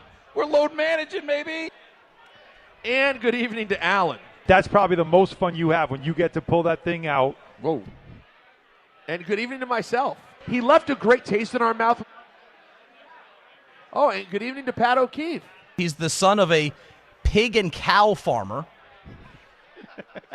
By the way, can you play mine again? I didn't hear you. You were in my ear again. Good evening to myself. He left a great taste in our mouth. Yeah, well, sure, a lot there. Also, good evening to our friends at Amazon, because Amazon Pickup is the ultimate convenience play. Listen, guys like myself, Pat O'Keefe, we're very, very, very busy. But Amazon Pickup's amazing. It makes things so convenient when it comes to picking things up. Now, Pat, you're a married man with 2 children. I'm sure, like me, your wife has ordered from Amazon 10, 15 times a week. From time to time. Yeah. From time to time, Yes. a package arrives at the house. And the thing is, it can be so hard if you live in a place where you can't get your packages, you're not home, you're thinking about, well, how about this? Amazon lockers and counters, they make things so easy. You get an alert when your package is ready. And that way, when you have the time, you're out running errands, you stop by and you can pick it up. It gives you the flexibility to grab what I need between shows, between my errands, Maya, so many things going on. So it's simple. You order online, and at checkout, you choose the pickup location that's most convenient. You get an email confirmation when it's ready with instructions to pick it up. It's quick, secure, and always at no extra cost. Check it out for yourself. Go to Amazon.com/pickupmvp to learn more. That's Amazon.com/pickupmvp to learn more. Now, we've talked Knicks a lot today, but there's some stuff. And by the way, I'm told Karl Anthony Towns will play tonight. Cat is in the lineup. Yay! That's right. And don't worry, now OG Anunoby is questionable. But Cat is playing, so we have that. Now, there's some questions about who will play quarterback for the Jets this weekend. It's a great point by the listener who said, who cares, they suck. Totally a great point. But Woody Johnson spoke on Justin Fields this week and did not speak glowingly of the quarterback play. And today, Justin Fields was asked, were you aware of Woody's comments? Nah, I wasn't. Like I said, I'm not on social media. It doesn't bother me, you know. Of course, everybody knows, you know, I need to play better. We need to play better as a team. And of course, you know, no matter how, you know, the offense does as a unit, you know, I'm going to get the blame, and I understand that. That's just what comes with the job. So you can't let anything kind of affect your mind, my mind, and that's is what it is. No matter if it's, you know, him, no matter if it's, you know, family members, even teammates. Sometimes there's going to be times where you have to be the only one who believes in yourself. So you know, like I said, that's his opinion, and like I told you guys after the game on Sunday, I'm at peace, and my focus right now is working each and every day and getting better. All right. Well, further question: do you have any plans on talking to the owner? I mean, I don't think me talking to him is going to do anything. Like I said, it's not going to make me play better. It's not going to give me more confidence on the field. So I don't think there's necessarily a point in talking about that. And, you know, I doubt he'll come and talk to me. I'm not sure how he feels about the situation at all. But, I mean, I don't have any plans going up, you know, to press him about what he said. Like I said, like, everybody's entitled to their opinion. Like, that's just what it is. But have a choice or not, whether those opinions affect you or not. So, yeah. So did you hear, Pat, what he said specifically? Yeah. It would be nice if we could complete a pass once in a while. Yeah, and you know, with a completion percentage like that, with the quarterback play like that, it's hard to win. This to me was just such a great example of why, you know, unfortunately for Jets fans, Woody Johnson is just such a curse on this team. I mean, like Jerry Jones, we talked about this some yesterday. Like Jerry Jones is a disaster in many ways, but I think he knows what he's doing when he talks. I don't think Woody understood the ramifications exactly of what he was saying. I don't know that he realized how big a deal it was to do that. Yeah. And not good for Glenn either. Like, he did it in defense of Glenn. It doesn't help Glenn at all. I mean, stay out of the football stuff, right? And admittedly, the guys who are in charge of the football stuff right now aren't exactly knocking it out of the park. I would agree with you on that. But if you're, you know, everybody always talks about Jerry Jones, his lack of knowledge about football despite being a general manager. Jerry Jones's knowledge of football is light years ahead of Woody Johnson's. Different level altogether. You're right. He didn't think about it ahead of time. I don't think it was premeditated. It was probably his honest feelings, because those are the honest feelings of a lot of Jets fans. Just what good does it do by saying that in that situation with everything that's already going on? I completely agree. And also, I got completely distracted while you were talking. There's so much happening on the TVs in here right now. Is that the mayor talking to Alan Hahn? So there's two things happening on the TVs. There's lame duck mayor Eric Adams talking to Alan Hahn. Right. And then I look up and I see Charles on ESPN, and it's just weird. so jarring, right? That's weird. Inside the NBA, their first show on the new home tonight. That is so. I realized I got to set my DVR. And they're running it at 6 o'clock? Or is it like a SportsCenter preview thing? I think it's a special hour preview before the Knicks game tips at 7, because the Knicks are on right after this. Can you come up, what's the best comp for inside the NBA moving to ESPN? Is it Madden and Summerall moving to Fox from CBS? It's a good one. Iconic team on a different network. This just feels differently. These guys were so tied to Turner and to TNT. That's a great point. And they're so not ESPN. I mean, ESPN does their studio shows completely differently than these guys do. It's a lot more irreverent. It's very entertaining. I'll be very interested to see how it works. Am I allowed to talk that much about ESPN on this station? I do it all the time. Listen, we'll see how it works out. I mean, but it's just bizarre. So I'm looking at Charles, who looks great, by the way. He does. So here's the thing. In the past, if it was Turner, Charles, I'd say shout out to Charles. He definitely got the package of Ozempic or Mongiorno, or whatever that's called this summer. But I can't say that anymore because he's on ESPN. So I think he did that in the gym. But you look up and you see them. It looks the exact same. They're shooting it in Atlanta. They're in the same studio, yeah. So nothing is different except the logo. Yeah. I just wonder. And I find the schedule fascinating that they have for them. Right after tonight, you know when their next broadcast is, right? Christmas? I think so. That's a nice schedule. That's good work if you get it. So, I mean, I guess this is really just a slow fade out, which kind of bums me out. Well, they'll hit it heavy during the playoffs, I would think. They'll be on every night, hopefully, during the playoffs. Here's my prediction, Pat. I think that whatever ESPN has planned, there's going to be a certain element of we're going to feel this thing out too. And like, if it feels like they should be on more, I know you can't like dig back into contracts, but you kind of can. I just don't know. Like, it's just such a thing to have them. It's such an asset. And it's so wild to me that they're going to do a show tonight in late-ish October, and we won't see them again for 2 months. I'll tell you what's an asset. The contracts of those guys themselves. That's an asset. Yeah, that's an actual financial asset. What do you think Alan was talking about with Mayor Adams? I guess we could. Well, it was. I forgot. I didn't forget. He's the mayor. There's an election, but he's actually not part of the election. Normally, you wouldn't speak with one of the candidates in that forum if the election's 2 weeks out. But I guess all bets are off. That's such a great point. He's out. Normally, you'd be like, "Hey, so the election coming up in a couple of weeks." Yeah, fair or even coverage for all the candidates. Exactly. Well, and he's out. And you think that's why he'd be on, would be to be campaigning, but obviously that's not what's going on today. Yeah. What is your football allegiance, Pat? Grew up a Giants fan, big Giants fan. How you feeling? Excited. They got a quarterback. They have some hope. They're fun to watch. I mean, look, Sunday's game was a train wreck, but, were they going to go to the playoffs anyway? Probably not. At the end of the day, how much did it really cost the Giants? I think big picture, they're still in a much better place than they have been in a very, very long time. They just got to make sure this guy stays healthy because he's a little reckless, but he's real fun to watch. Well, this make you feel good. Louis Riddick, who knows quite a lot about football, former GM, he's a GM, he's a commentator, he does it all. He thinks the Giants have found their quarterback. What they have found in terms of Jackson Dart, they found the future.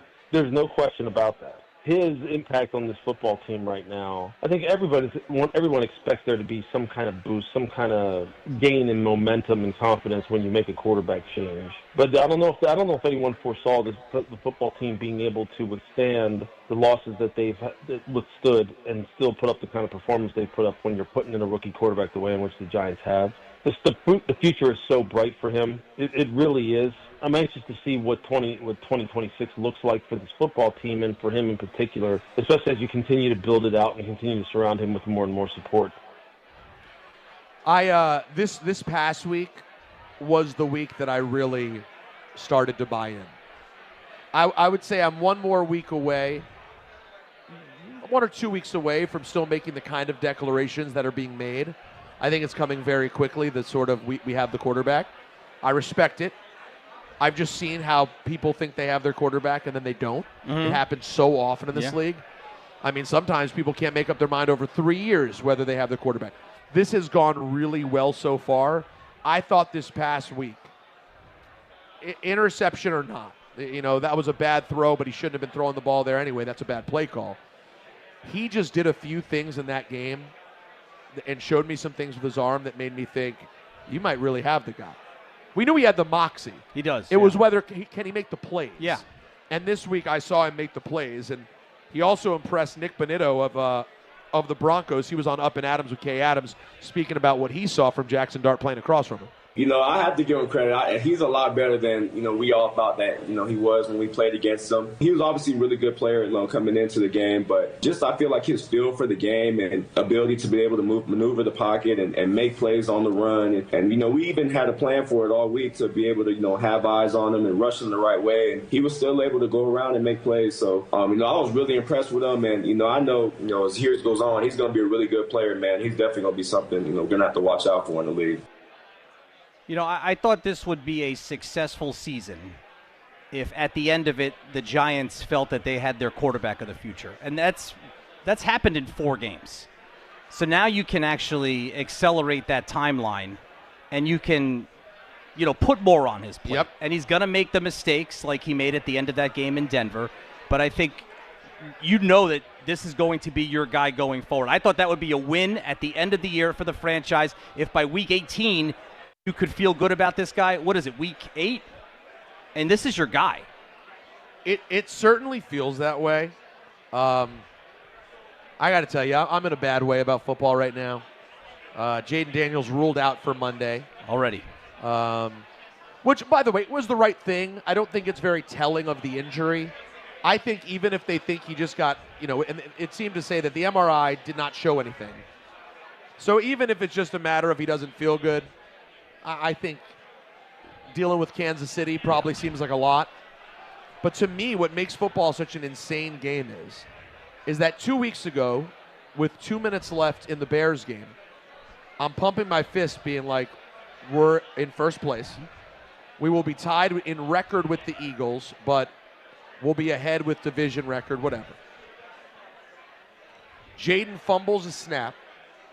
The next week gets dinged, and everything feels different. And you're literally thinking, if they get blown out against Kansas City, they drop to 3-5. Let's say Jaden's out another week after that. You're thinking, all right, time to pack it up. Like, it's just an insane. And by the way, you could look at the Giants in a similar fashion. Now, in the Giants' case, you didn't have expectations this year, so it's not a big deal. But I know certain fans who want to win right now always, and they're just banging their head against the wall because for 3.5 quarters, you thought we're 3-4. We're going to play the Eagles again, who we already beat. Maybe we get to 500. Can we dream of a playoff? And then 2-5 feels dead. Yeah. Even though you still are excited about what you've seen. It's at least exciting to watch. They've been 2-5, and you've had nothing to watch. Oh, no, you're watching every week this year for sure. You are. But that 2-5 and 3-4 is just so different. Well, up 26-8 with 5 minutes to go. You have every right to think you're getting to 3-4. That's what makes it so disappointing. It's just that where the Giants are as a franchise and where they have been, I just don't think it's in the best interest right now to focus on that when you have, like, finally some real positive stuff going on in terms of the rookies, the quarterback, the running back, the defense, all that stuff.